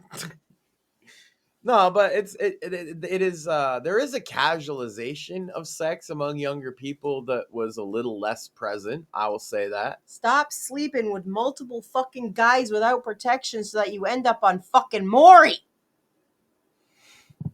He is not the father. Oh, okay, there's like 3 other guys it might be. Stop being a hoe!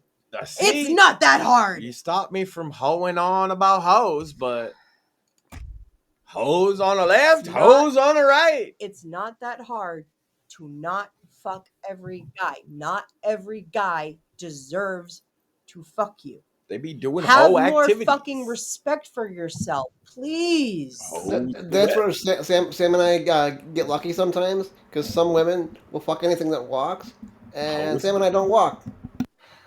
Yeah. North and south. They be hoeing it all around. Yeah, that's true. So someone will fuck anything that walks except for more. And like, more look, and I I know don't I walk. might be going off a little hard on this shit, But but like I have some chicks like this that fucking come at me for being fucking married and shit, and I'm just like, well, at least I know who my baby daddy is. I gotta say, At least I don't gotta get tested for STDs every month. I got one for you here though, because you mentioned the idea of wait, because the guy could turn into. The chick could turn into something too, Hold fellas. on. Wait 19 years, the guy might be fucking retarded.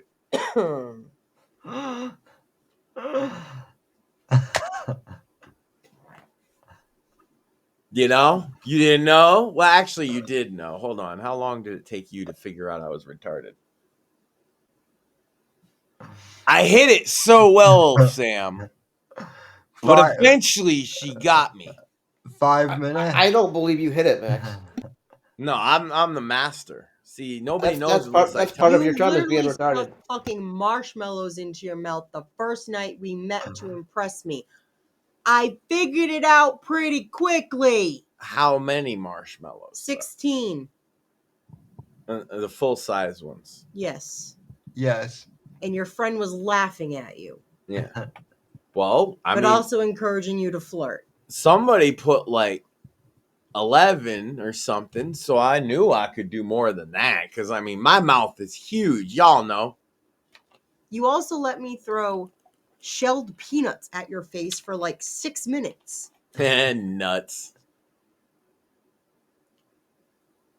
Again, caught on rather quickly.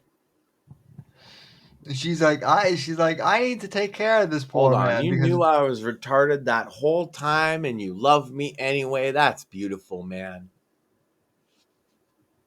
I'm lucky, Sam. Yeah. Oh, if I said I'm sucking up, but when she knows I'm too dumb not to mean it. And also, did you not hear the way I said, yeah? No, he doesn't get away with it either. I mean, it's all true. What? The schmoozing. Whatever the fuck the word Yo, is. I'm serious. You knew I was retarded. You loved me anyway. Oh yeah, no. That's really, that means a lot. Again, being retarded is part of your charm there, Max. Also, do you not remember the McDean? Wait for me. No, I remember. That was funny. Where are you going? Don't you love me, bitch? Man, those people all thought I was pretending to be not pretending to be retarded. And they thought I was the fucking devil, you asshole. Well, because you left me all alone. Yeah, I needed to get where are you going? Yeah, that was fun. Not once.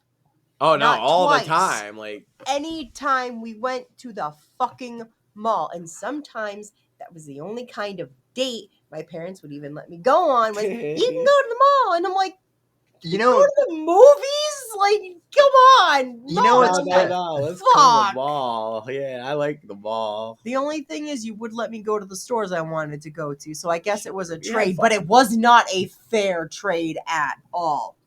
Because I like stores like Spencer's, Hot Topic, Torrid. Those aren't bad stores. At least I didn't drag you into some fucking frilly frou-frou store.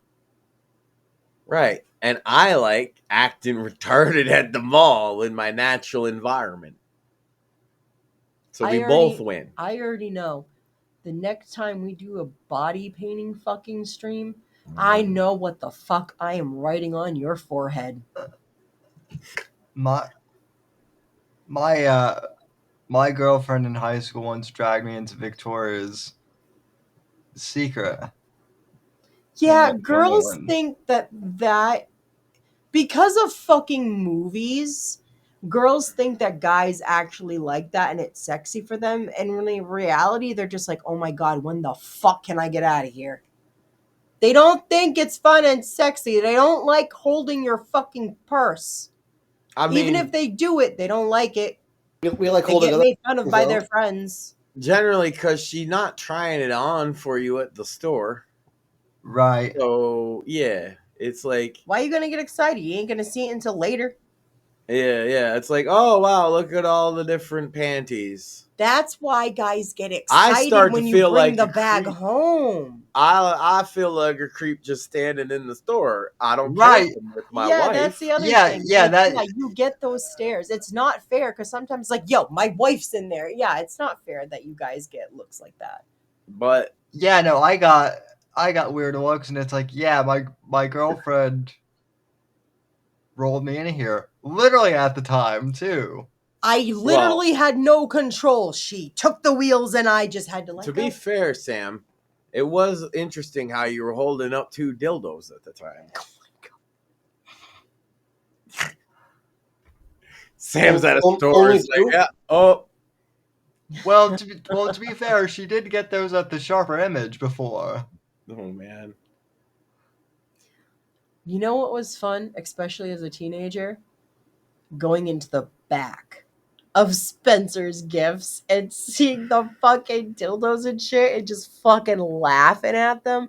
We didn't. That's how we entertained ourselves. No, they took those out because motherfuckers have been. See, you went to you're Yeah. from over here where yeah, they're like we didn't. richer. Yeah, they were. Yeah, I we were the- wasn't, but yeah, it was we were definitely the ghetto, and yeah, our mall was getting robbed of all the sex toys, so they stopped selling them. Yeah, I know they might even still. No, they are. They're still there today. If you went there today, you could find the edible underwear. The record store. They have both the like fucking fruit roll up kind and the candy one. The record store used to have literal security at the door. Wow. Yeah, because motherfuckers would steal records. Those asshole records thieves, teenagers who can't afford those CDs, and they take their one fingernail they grow long for some reason, and then they cut open the case, and they take out the liner notes. These little bastards, they take out the liner notes and the CD, and then put the case back, and they stick it in their underwear, and then they go to the front, and they get like one of those stickers that's there for $1 so they don't get suspicious when you're up at the register. Little bastards, who would do such a thing? You. What? No, You never. lied a lot about it in vivid detail. Well, I just know people. He's smiling. He's kind of smiling about. He's kind of smiling about it too. I can't really say too much shit. Nobody bought more CDs than me, brah, though, to be fair. I did steal a pair of hoop earrings from Torrid on a dare. Hoop. I Yeah, thought hoop you said earrings. poop earrings. No, you're fucking dumb. And yeah, a few No, he's times retarded. some lip gloss from like a CVS or something, or the dollar store. But I feel like that's kind of cheap because they're only $1. No, when I was 15 and hung with a lot of hoodlums, we stole a lot of things. We stole a lot of cigarettes, mostly. There was a teenage girl that Fireworks. came in. I had just watched this person take out a tray of these brand new, like fancy fucking lip gloss. I was at the register and I was like, yo, I'm gonna go grab one of those. It was like really, really fucking cool. She was black. She comes running in, grabs the entire fucking tray, and just runs out. And we were all just like, the fuck just happened? Bitch, you just robbed a Dollar Tree. What the fuck? Yeah, see, we used to rob the shit out of a dollar store before it was even a Dollar Tree. There was this one in the town I grew up in, actually. It was the first dollar store I had ever heard of, and it opened when we were in middle school. And man, we robbed that crazy old guy that ran it blind. Oh my god. Because we just split up through the store and just steal whatever the fuck. And he never fucking said a word. Except the one time when we skipped school and went there to steal a bunch of shit. But he wasn't mad about us stealing all the shit where he didn't know. But he was mad that we were supposed to be at school. That's funny. Well, then maybe don't be a school skipper, Max. I know. He said, oh, I'm going to call. And I was like, yeah, oh, no. Oh, yeah, we better get on back to school now. Good thing you didn't let us buy anything, but you totally let us hang out for 35 minutes. Why am I wearing this winter jacket? I don't know. It's August. It's a little chilly. In that case, sometimes if they're that dumb and don't notice, they kind of bring it on themselves. Well, okay. So the cigarettes thing. You ready to hear the dumbest theft of all time, and the fact that maybe he just deserved it? Sure. Old man runs this old ass country store. There's 2 scams we would run on him every fucking time, and they worked every fucking time. And here is scam number 1, Sam. Yeah, what kind of gum you got back there? Oh no, not that one. He would turn around and he would go, Well, we got the juicy fruit, we got the Wrigley's, we got the Oh, spearmint, the we poor got old the man. peppermint, we got the bubble gum.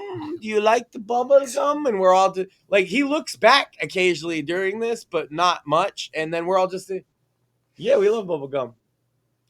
What we're doing the whole time is taking the cigarettes off of the counter and sticking them in our pockets by the pack.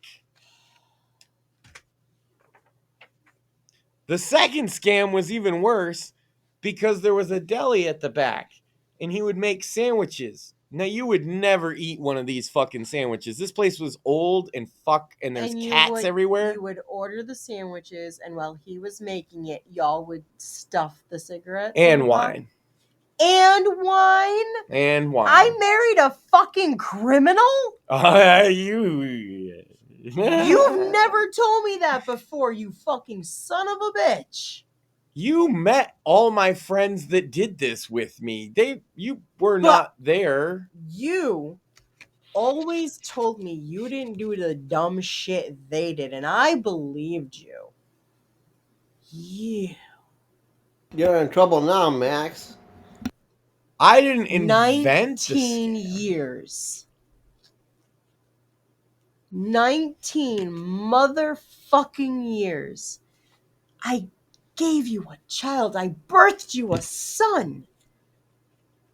Shame. Hiding from me that you were a criminal. I told you up front about me shoplifting when I was a teenager. I told you that I got tattoos. Of course, that is not the same fucking goddamn thing as you being a fucking criminal and fucking tricking an old man. Oh my god, he sounds like a sweet old man. He was, and you're like, we would love one of your disgusting sandwiches, and he goes and you're just like,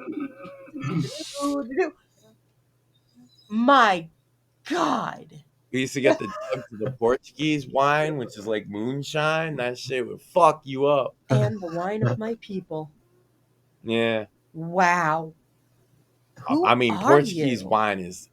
Sam, Portuguese wine is not only like moonshine, so it's high alcohol. It's also the sweetest, most delicious wine I've ever had. And he sold it by the jug. They were about like yay big. And so we would grab 2 of them and run out. That does not make it okay. After you stuffed your pockets properly full of cigarettes, cigarillos, and other various cigar-like things that are on the counter. You keep adding more. What else did you steal? Did you steal the lighters? Were you stole everything? Candy? Were you stealing like what? Well, what's that? Sometimes. No, that's the one we used to run on the store, store 84. You had multiple stores where you had different fucking... That's all kinds of scams, MOs that you... Well, okay, so store 84, right? Who are you? That was when I lived in the other town. You know, I need a new scam for a new town with new people. So you're a career criminal. I was a delinquent, yeah. I was a juvenile delinquent for sure. That's why I was in karate and always getting in trouble. And getting kicked out of school and kicked out of the mall and all this stuff you know. What else have you done? I've been suspended 65 times from high school. That I knew, but that was for stupid shit. What hasn't Max done? That's what I'm trying to figure out. Why are we sideways? Because it died. Oh, crap. I mentioned you plugging it in, and you still didn't plug it in. I think it's kind of like an appropriate Algor now, because now Maxine is kind of looking at Max sideways. Now there's no reason to hit me because they can't say. They can't even see it. That's not the point. Oh. Now this is when Max. Now this is when Maxine delicious can brain juices I get afterwards, right? My fucking god. That's the point. Oh man. One of these days, bang, zoom straight to the moon. Well, one of these days, Max is gonna get bludgeoned on camera. Do I look like one of those dumbass fucking criminals to you? You think I would actually have my crime recorded on camera? I mean, it would make a good art piece. I'm not stupid though. That's true. Oh, I guess I am. You think? Not much. Oi. That's true. One of these days, Maxine is just gonna come on camera and be like, "Max isn't here." He's tied up at the moment. He's resting. Yeah. In peace. Sis. So aside from that, you never talked about how great you feel. Yeah. Well, I've been feeling great. I no longer have the You got the brain juices too? Yep, got the brain juices. Nice. I mean, yeah, I've been propelling myself everywhere these last couple of days. So, And my working on new books, which that's the first I've heard of this. oh yeah, Have I've something been to look forward to now. I've been working on. I do have one book I can hold up and promote. So, I was waiting for the sexual autobiography. Ow! that'll come in a few years. Ow! That was for what he just said. Ah, okay, that's fair. But if you liked Blood Ties Volume 1, I'm working on Volume 2, which will be coming out sometime this fall. A lot of people So- did like Blood Ties, actually. They did. And I gave Blood Ties Volume 1 as a gift to my brother last year. I need Volume 2. well, one of them might take place in Massachusetts. Cool. So, I think I've been there once or twice. yeah. You know, I think you might know a thing or two about the Irish mob, Max. Maybe, maybe not, though. Who knows? I don't know about a mob. I know some. We Some know really about an good- Uncle Jimmy. I know some family guys. You know, Right. they're all about family and heritage, and maybe True. occasionally extortion, but that's alleged. Well, people got, it can be a tough neighborhood. What one man's extortion is another man's insurance, Sam. Exactly.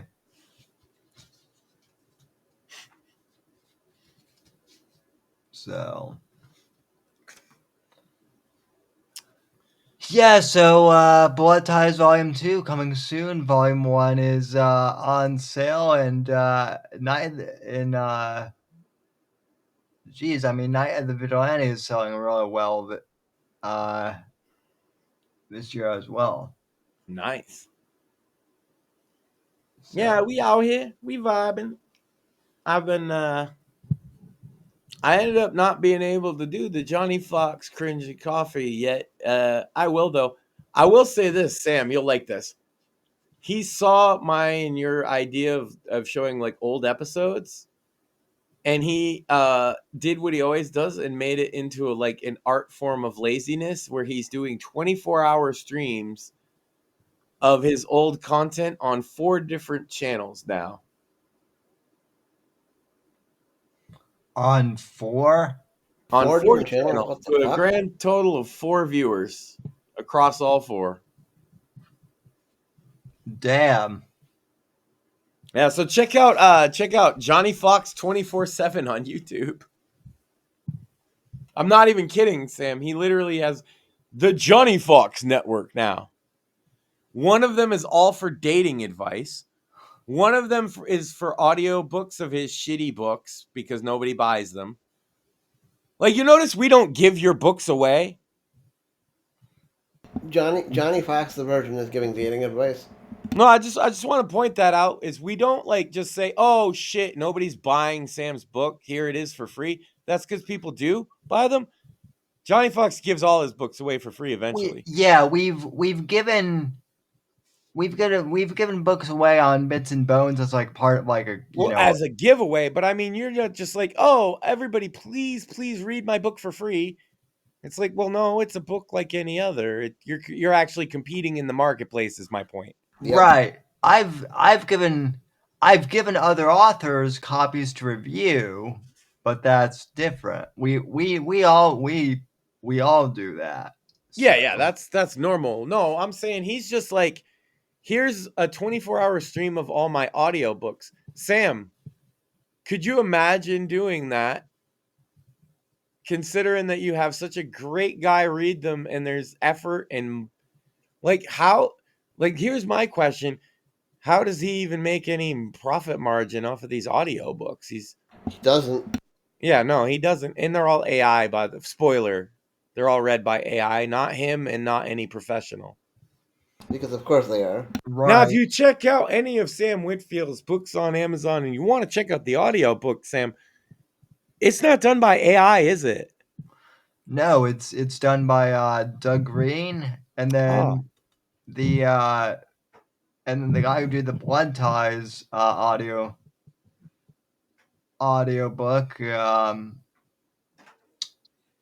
is let's see.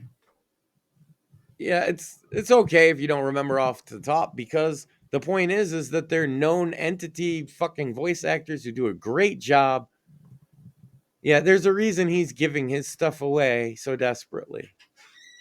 Well, and then Like crap. and then when I run like giveaway promos, the idea is that people buy the other books in this series, which has happened. So yeah, it's like what I mean is it's like, okay, if you want the audiobooks, there's really high quality versions read mostly, like you said, by Doug, who has been doing them since the very beginning and does a damn fine job of it.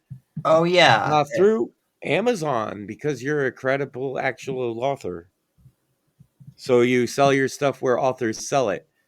Did I hear you talking about Johnny Fox? I was just pointing out the 24-hour Johnny Fox network. And one of them is just his audiobooks, but they're read by AI. Oh, God. And I was just pointing out how he has to desperately try and give his books away. And Sam doesn't because people buy them because he's a good writer. Mm-hmm. It's so obvious what a fake looks like that I always laugh because I'm not audience. Yeah, we joke. I puff Sam up. I say how great he is. Am I saying he's the greatest author ever? Maybe, maybe not.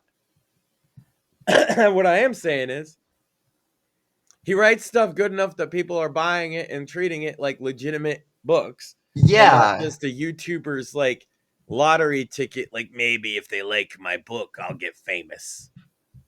Well, what's funny is like even the first book, even the first Shadows of Deception book, which is a bit rough, right? It's not as well written as the others. Like it has its charm because of Well, I say all this to point out, Sam, that it seems to me that prediction he made of how you'll never get anywhere, kid, is a bit wrong considering you've outsold him tenfold. Yeah. Yeah, well he did the whole Mersh, thing too of saying I would never break through the ground. My favorite Mersh bit is I have more brand recognition than you ever will. Meanwhile, here is a book I can hold because I've been Hold on. I wanna give Mersh his due. The Whitfield report doesn't have the same brand recognition that Mersh does. However, I know someone who does. He's a man called Sam Whitfield. And I've interviewed Kyle Mills, a New York Times best-selling author of Fade In, which is fantastic, by the Right. way. Well, I was just thinking, like, you've been published in compilations. You have multiple award-winning authors that you've interviewed. Yeah, maybe the show brand recognition is low, but yours has never been higher. Right. Well, but I mean, the show, brand recognition. We've had authors on here, so it's not that low if authors want to Yeah. come on Well, here. and you know, the name is the Whitfield Report anyway, so it's still Right. your brand. No, I'm just saying. Mersh could argue because all the money I'm making off of streaming because people like to see me make a fool of myself is a lot, and that might make some sense. Johnny Fox has no argument. He told you you'd never get anywhere. His fake review of your book that he didn't read was saying you'd never get anywhere, and I just want to point out you sold 10 times as many books as he has. Yeah, and I'm still just getting started. You didn't even care so much about that because you're not petty, but I am. Mm-hmm. I'm petty enough. Petty enough that when I reminded you, you're like, oh yeah, that's true. He did say I'd never get anywhere, and I have sold. I'm going to tell you, you want his grand total book sales from Amazon's, like the last official one I got? 43, Sam. That's Of all of his books. I've sold 43 copies of The Fourth Estate in the first year. Yeah, I know. And like you understand that those numbers are not too far below average for one book in a year. Right. But over a career where you have written something like 15, he's only basically averaged 3 apiece. Yeah. Well, So when I say you've sold 10 times as many books, I might be underselling it, Sam. yeah. I might even be 100 times at this point. Maybe not 100 times yet, but certainly you're getting there. And hey, I've enjoyed all of them.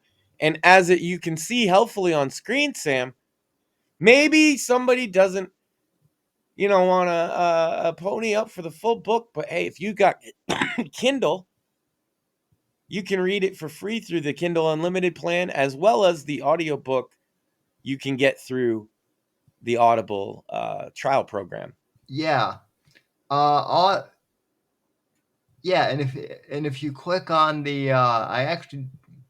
if you actually click on the link directly on the page here to get the audiobook through Audible, it gives me like a little kickback too for the trial. And Audible is actually one subscription I do use too, by the way. and again, almost all of them except for, was it Blood Ties, right? Was narrated by Doug Green, who does a great job, and is a well-known voice actor, reader of these kind of things. And so there's no AI at play or anything like that. It's a legitimate and well done, by the way. He really brings a lot of performance to your books.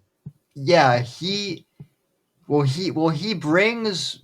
So I mean, writing the books is always fun, but then hearing Doug read the books. Can I ask you a question? Now that you're writing the newer ones, do you hear them sort of in his tone? Oh, absolutely. Yeah. I kind of figured, because he really does work so perfect with your writing, man. It's really good. I wouldn't say I've changed my writing style, but my writing style has kind of evolved a bit to match like how I think he would say. Well, true. Something. I mean, of course it's evolved. You now in like talking with writers about writing all the time. How could you not evolve? Yeah. That's pretty dope. Yeah, I mean it's been. Did you hear the writing troll job that our friend from the sandwich maker's pen did on Maxine? No. So she was talking about writing stuff, and I said to tell your friend that Stephen King advice that I thought was helpful one time is that write and go through the creative process, then worry about editing afterwards. And she says to Maxine, "Who's Stephen King?" Causing Maxine to lose her shit. Mm-hmm. Start going off. The best-selling author in the world. She was like typing out rants. And Penn just goes, "You didn't pick up on my sarcasm, did you?" And I was like, "Son of a bitch."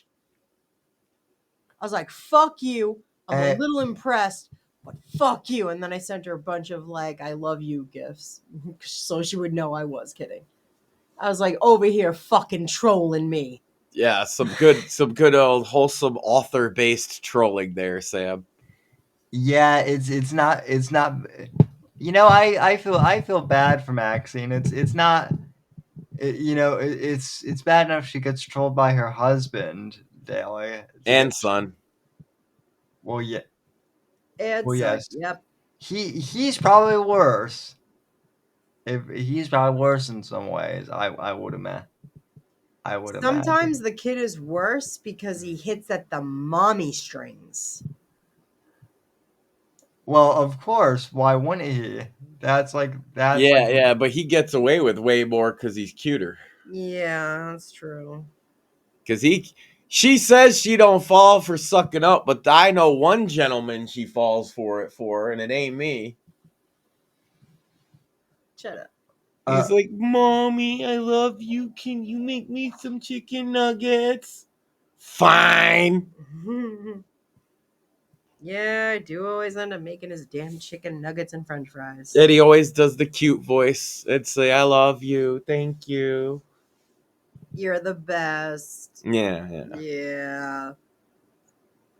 chicken nuggies are good. Dino nuggies. Yeah, gotta be Dino. He's big on the Dino nuggies these days. And fries. Well, of course. Yeah. Or noodles. Or Yep. a bowl of cereal. And his grandmother gets him all the sugary crap that I'd never buy. Oh my god, the most recent one was the Oreo cereal, which has like big marshmallows in it. And he wanted that before bed. I was like, no. I mean, Sugar Crash. Not with him. We all love a good sugar crash. The problem is he just won't crash. Mm-hmm. Oh, so he's a little insomniac. The problem He is the can high be. before the crash. Yeah, the school starts next week. That's going to be fun, but it is what. Actually, we're going to meet his teacher tomorrow. Fun stuff. I'll say this. Not going to be happy. We have good luck with the younger teachers, and his teacher is brand new. So hopefully that works out real well. He's not going to be happy no matter what because he doesn't want to go back to school. Why the fuck would he want to go back to school? Mm-hmm. Well, he is your son. He is your son, Max. So I'm not surprised that he doesn't like school. Well, he does like school, but it takes a while for him to adjust. Mm-hmm. Because why would he want to go to school when he can hang out at home? He can play with his friends. He can go to grandma's house. He can play video games, or he could go to school. See, he thinks it's an either or thing still, Sam. Well, He thinks that we're like, because he's going to school, that we're somehow making a choice in the matter, right? That we're tortured. He doesn't understand the government quite yet fully. You follow? Yeah, no, I get that. He will though. Like, we're making him go to school, and we're assholes because of that. Yep. And I mean, he'll get it one day. He knows, like I've told him, was like, if you don't go to school, they'll come arrest us. He knows. The cops, yeah. Like a bad guy? Yeah, like a bad guy, because kids gotta go to school. Doesn't matter though, because he still thinks we're forcing him against his will and that he could just be at home playing video games. Yep. But eventually he learns what's expected of him. He picks up on it pretty. He's just got to get in a routine. That's what it is. Oh, yeah. Yeah, once he gets that routine, he's pretty good. But until then, the next couple weeks are going to be a nightmare for us, but that's okay. Yep. Usually, though, how this works is once he's in school and got his routine down is when I'm able to create more. Mm-hmm. You know, summer's always tough for me. Because, you know, my kid's here and... Right. You know, I'm always up to something or other. Plus, I'm a outdoorsy kind of guy. And, yeah, so when it comes to the weather getting worse and my son in school, that's where cringing over coffee idea started from, was I had mornings to myself. She would be upstairs. And I was like, hey, let me make fun of some schizophrenic people. Or something like that. Yeah, we still... It's because I love schizos is that I joke about them. Yeah. Well, it's too bad I'm not a schizo. I'm just crippled. Yeah, that's why, you know, I like you. You know, it's not like Dave, though. You know what I mean? Who could be Dave? No one. Like, we're friends and all, but it's just not the same as Dave. You know? Dave and I are sort of like cosmically bonded by internet mischief at this point. That's why it's like I hear Dave's not doing so well and I haven't heard from him in a while. I do get concerned because I don't want nothing bad to happen to the dumbass. No, why would you? Why would so you? If anybody, hey, Morpheus, Yeah. I said I was going to ask this as a bit, and now I'm going to do it. So all Dave needs is somebody to let him crash in New York for a while. Well, he can find a place up in Dutchess County. And I was wondering if you just would put up Dave for a little bit. I'm nowhere near Dutchess County. Sorry for your luck. Ah, damn. What a shock. Still, I figured I'd ask. So he said to ask anybody in New York you knew. And I mean, who wouldn't want to have Dave at their house for an unspecified period of time until he can find a place and also get social services? More. Not happening. More. Well, that sucks because I had this grand idea. There was going to be a sitcom where it was going to be you and Dave, and you were going to be like roommates that don't get on real well, and then you become the best of buddies. Yeah, no. I feel like it would end with Morpheus killing Dave, though. And then I'd have to have a body. Well, Dave's not a pedo. That's the one thing. Right, but I'd still have to hide a body. Because he'd die. That's true. Well, I mean, you would just dispose of the body by feeding him to overlords. No, I'd throw him in the woods. I'm not gonna lie. This is a retooled sitcom idea because my original version of it was Dave and Chris Cantwell.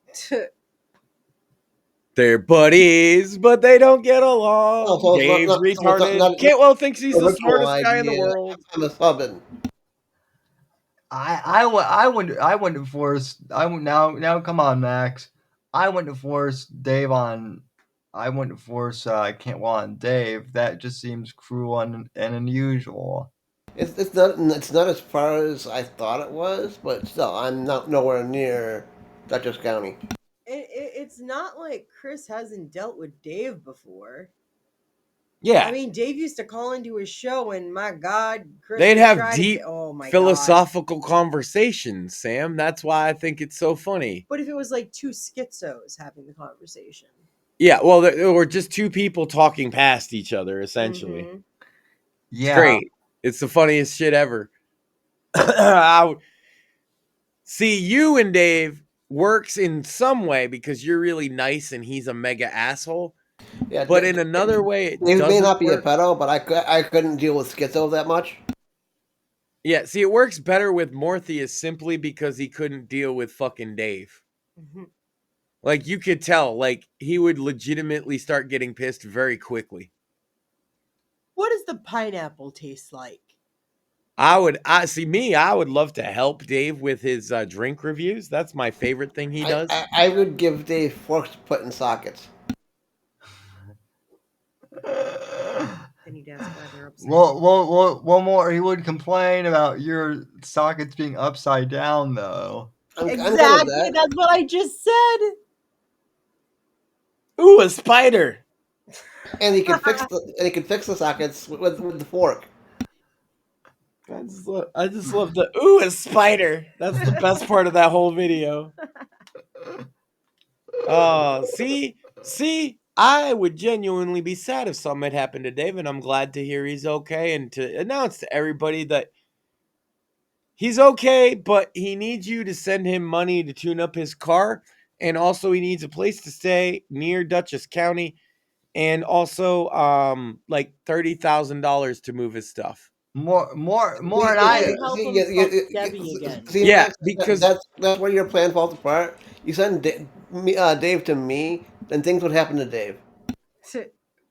well, I'm just saying he needs to get back to Dutchess County because his girlfriend Debbie is there.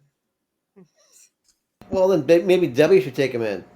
Yeah, that's what his stepdad said, and so he called up Debbie, and she laughed at him.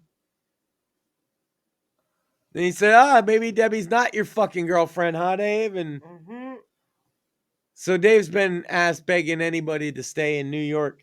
Basically, live on my couch until you get on your feet is the deal. Because I could be fucking Debbie if I was in New York. Yeah, you gotta help him fuck Debbie, bro. Come on. Crackhead Debbie with the mice? Now, see, more and I living together would be an interesting sitcom too. Hold on, wait, one more thing, maybe to make you more enticed by this. Maybe Crackhead Debbie with the mice has a friend. I'm sorry about that, Max, but crackheads don't turn me on. Ah, damn. That's what Dave said too, but listen to him now. He's crying about he wants to go fuck Debbie. Debbie sounds easy. I don't like easy. Well, the Debbie thing is so funny because there's a series of videos of him saying she's the most disgusting woman he's ever met. But since he got forced to move to Delaware, he has slowly turned that story into he's been torn away from the love of his life, Debbie. Uh-huh. And it's been 2.5 years since he got any action, which according to what he said back then, the action was she started to give him a hand job and he saw a mouse, so he went home. That's what he considers getting laid. And he said it's been 2.5 years since that. And that Debbie was a crackhead. I actually don't think Debbie was a crackhead. I think she smoked pot. He just called her a crackhead. Mm-hmm. And that, you know, they live in like a public housing place. So like she has mice. Yeah. But like Dave acts like he's a prize. Mm-hmm. Now he realizes how great Debbie's love was for his life, huh? Mm-hmm. He misses Debbie in her leathery skin and the mouse sticking out watching. Oh, he longs to be home in New York. What else are we talking about, Sam?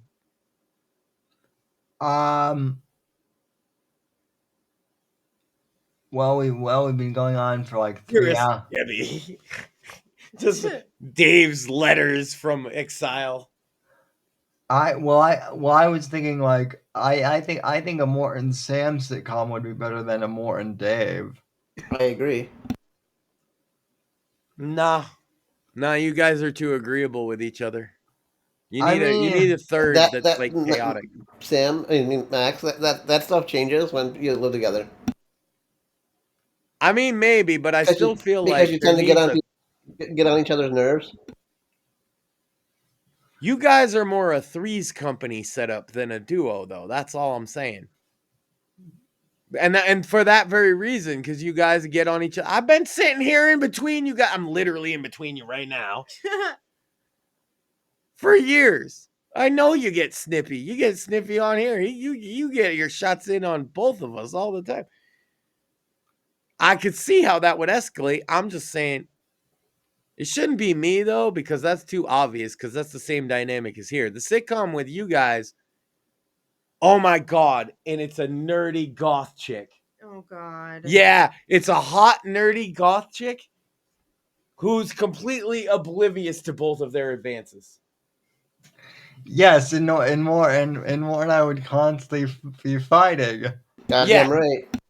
You see what I mean? It needed an element of chaos.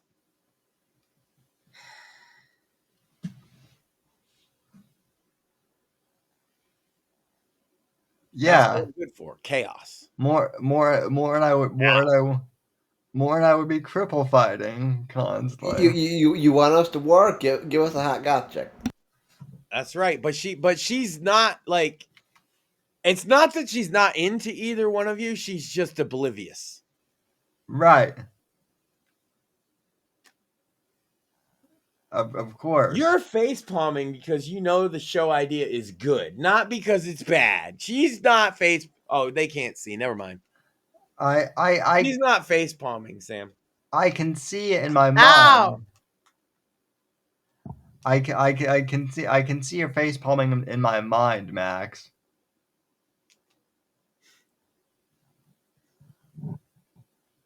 Sam Moore. What's the goth chick's name though? Sam and Mort and I don't know. Kathy. Ew. Why? Kathy, a goth chick. yeah, that's not like a goth chick name. Kate. Veronica. That's a little more on the nose. That's closer. But I think it's a little That's too more long. of that, and that's more of like the snarky bitch.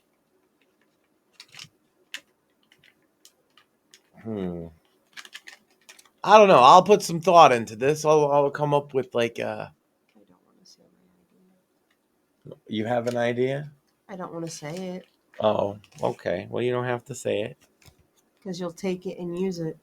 What do you mean? Because I think Rhea would be a good name. Oh no. Is she going to be Australian too? No, you can't make it exactly like fucking Rhea Ripley. Jesus fucking Yeah, Christ. well, and she's way too like athletically inclined to be that much of a nerd, to be honest with literally you. just the name. The character that I have in mind for it is more like a character would be like me if I looked how I wish I did. Although more like is she Australian? No, well, we'd have to have goth chick tryouts. Of course. Come here. What? Come here. Ow! That's for Mort. Come here. What? Come here. That's for Ow! I felt that from here. I didn't get she's one for me. goth chick from an Sam. Asian There, now country, there's one for I'd be in you, trouble. dumbass. There's the brain juices. For the love of Christ.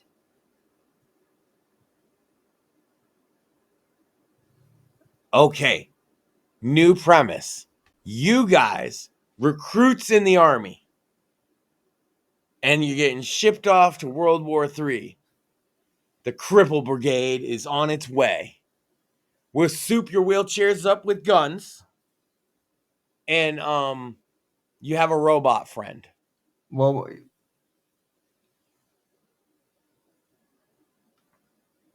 I mean, Craig and I would just be Mort and I would just be drone pilots. in the next war. Whoa! What did Craig have to do with this? Nothing. I accidentally. Are you cheating on your sitcom partner with another sitcom partner now? Sam would do that. He would do that. Scandalous. Well, Craig Moore and I would be. He's trying to save it. Yeah. Would be great. Would be a great comedy duo. We're a great comedy duo, I think. Well, we'd be or a great comedy trio, I would say. Well, that too. No, that just made it better. I mean, me and you and Shmuley had some fun, but we're way funnier with Mort most of the time. Indeed. Although Shmuley sometimes will make me die laughing and then literally give a eulogy about it. Yeah. I forgot to give him the link again. Oh, I'm an idiot. I was just talking to him before the show. He's doing well. I've been talking to him too. He's making moves and yeah. He's doing real well. So but yeah, so well that he roped me into a meeting this week. he roped me into a meeting as well. Oh yeah? Suckers. Yeah. Yeah, I get enough meetings with all the corporate stuff for RTO. Now I got to meet with him about other shit. It's crazy, man. Speaking of the meetings of RTO, we've officially designated the use of the term faggot is mandatory on programming now. So, well, good because I've been using that for educational purposes, Shmuley said. Well, yeah. And also, he said that if anybody has a problem with it, that's exactly the problem to begin with, that they keep being a faggot. So, well, yeah, obviously. Yeah, that's a corporate mandate now. Oh my God. Hey, I don't know. I don't make the sausage over at corporate. I'm just the spokesman. Well, no, that's Shmuley's deal. Well, Shmuley and the board. Aren't you on the board? I've seen you. Well, I mean, we can't just disclose who the board members are, Sam. That's like doxing or something. That is true. It's the board of certified offenseologists. That is now is true. I can disclose that Craig is obviously on the board. We needed a doctor, and he was the closest thing. Yeah, we definitely needed him. Yeah. The reason that you're not on the board has something to do with that wonky contract he's got with you, or at least, I don't know. You got to talk to Shmuley about that. Wait, and then the only other public board member is Shmuley. If I'm not on the board, how come I have a chair at meetings? Because you always have a chair, Sam. Yeah, like it's mandated. We have to have extra chairs because we got so many cripples around. It's we always have at least 2 extra chairs. Yeah, there's always got to be a chair for both of you guys. There's also always got to be raspberry turnovers for the retards that work here. For the love of God. So that explains it. Yeah, that's like he said that's like an ADA thing or something. So we always got to have raspberry turnovers. Well, I saw you eating the turnovers this morning. Well, they're for the retards, so I figure, does anybody else want some? They're not bad, raspberry turnovers. Well, we got a letter from the Union of Retarded Workers of Right to Offend Media, okay, and they demanded turnovers. It was in the suggestion box. Yeah. And corporate acted on it. And so now you got to have a turnover. You got to say faggot. You got to have an extra chair for Sam and more. Also, Faggot. I would love to announce that we have finally finalized plans on the Exploratory Simian Committee. This is going to be the committee to explore the possibilities of how and why and when we can acquire a monkey. No monkey. Look, the board has already made this decision. No monkey. Fuck the board.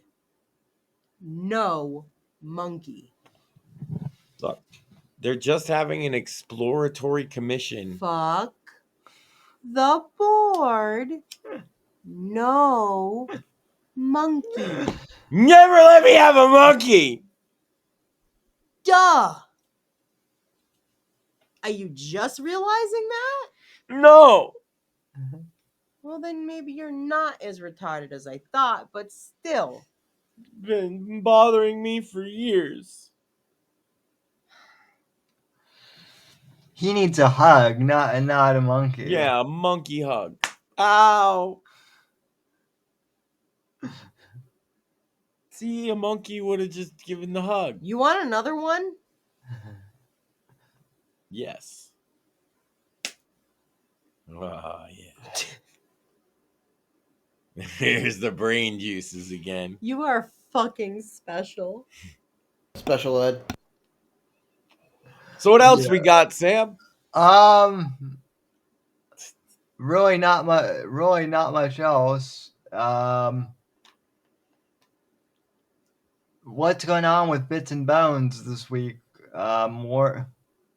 There was a couple interesting game releases this week, so I'm gonna do some research and figure out what the consensus is involving those, and of course we're probably gonna talk more censorship because that's still going on, and fuck Roblox.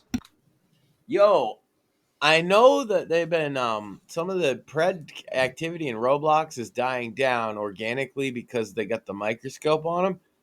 I want to raise, since that issue seems to be dying for people at the same time, I want to point out those motherfuckers are gonna go somewhere.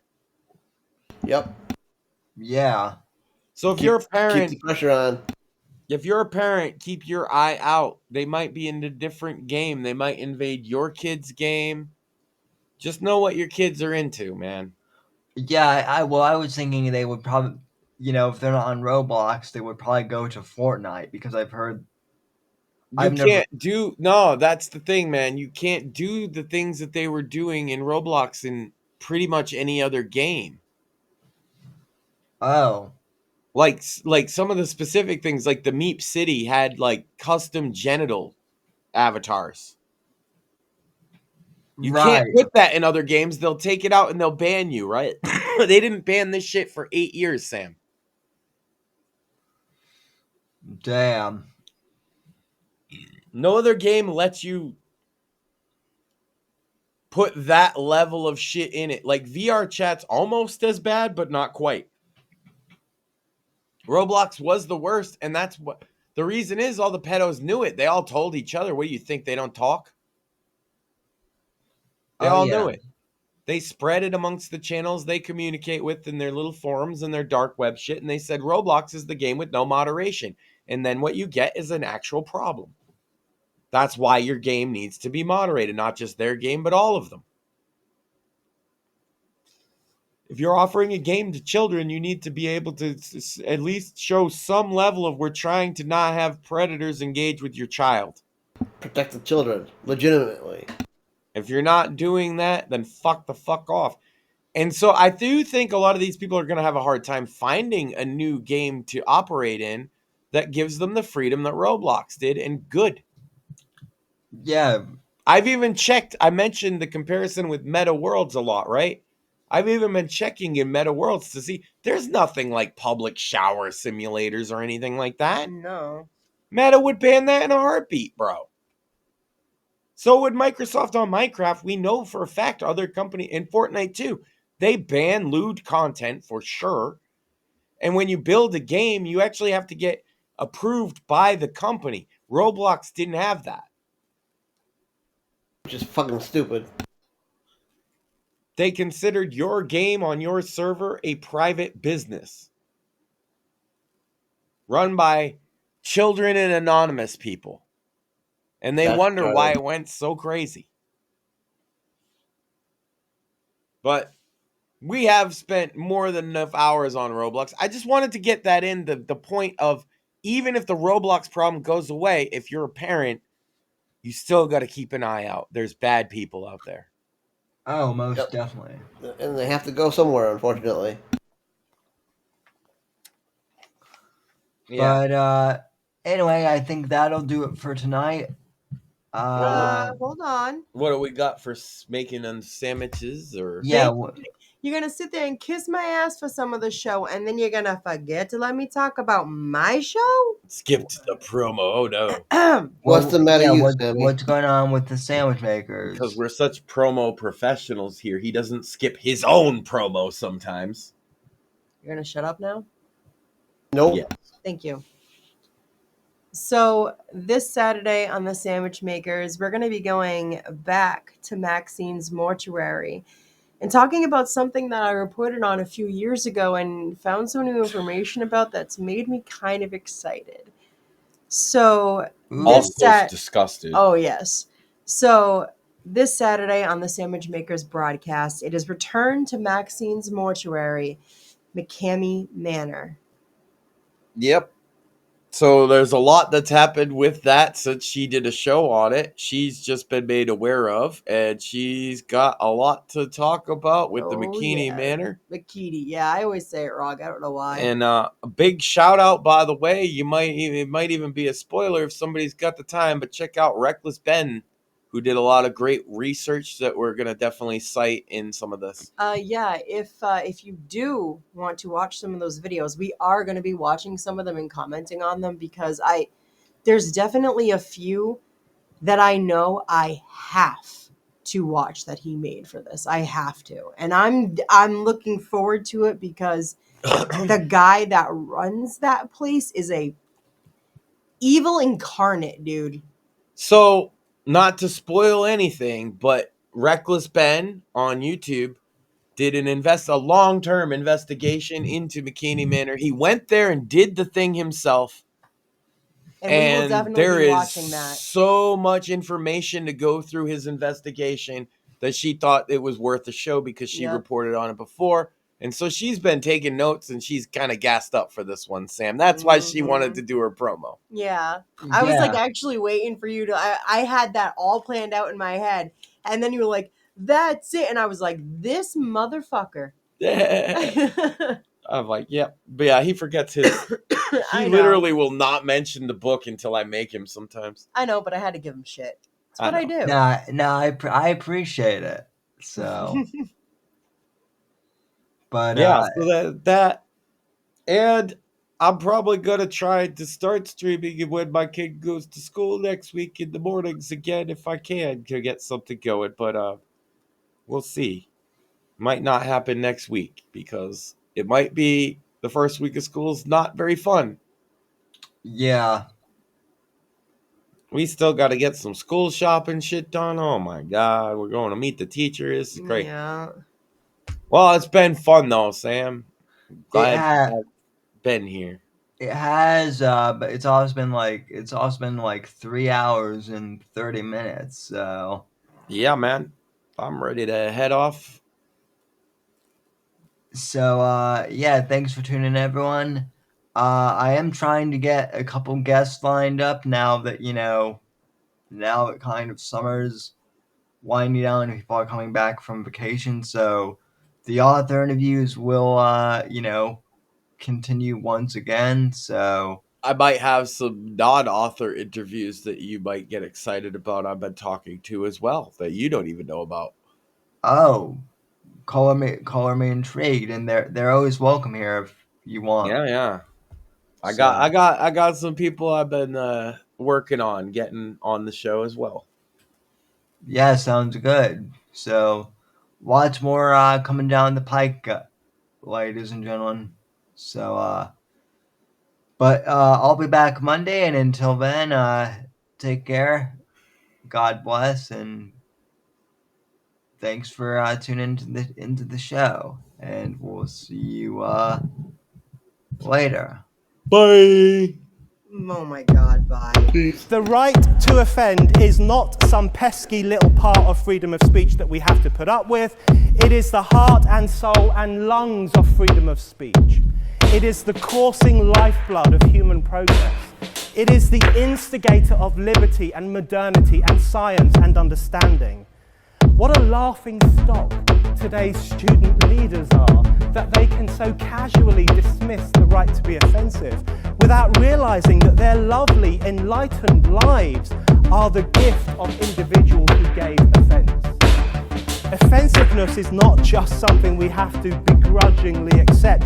Offensiveness is the motor of human progress. Thank you for watching the Whitfield Report live on the Right to Offend Media Network. Make sure to check out Sam's books on Amazon, Audible, and Kindle. You can follow Sam on X at SamW_NGC and the Right to Offend Media Network at RTO Media. Like, comment, subscribe, and share with your friends. And until next time, God bless, God save this great nation. God, freedom, legacy, in that order.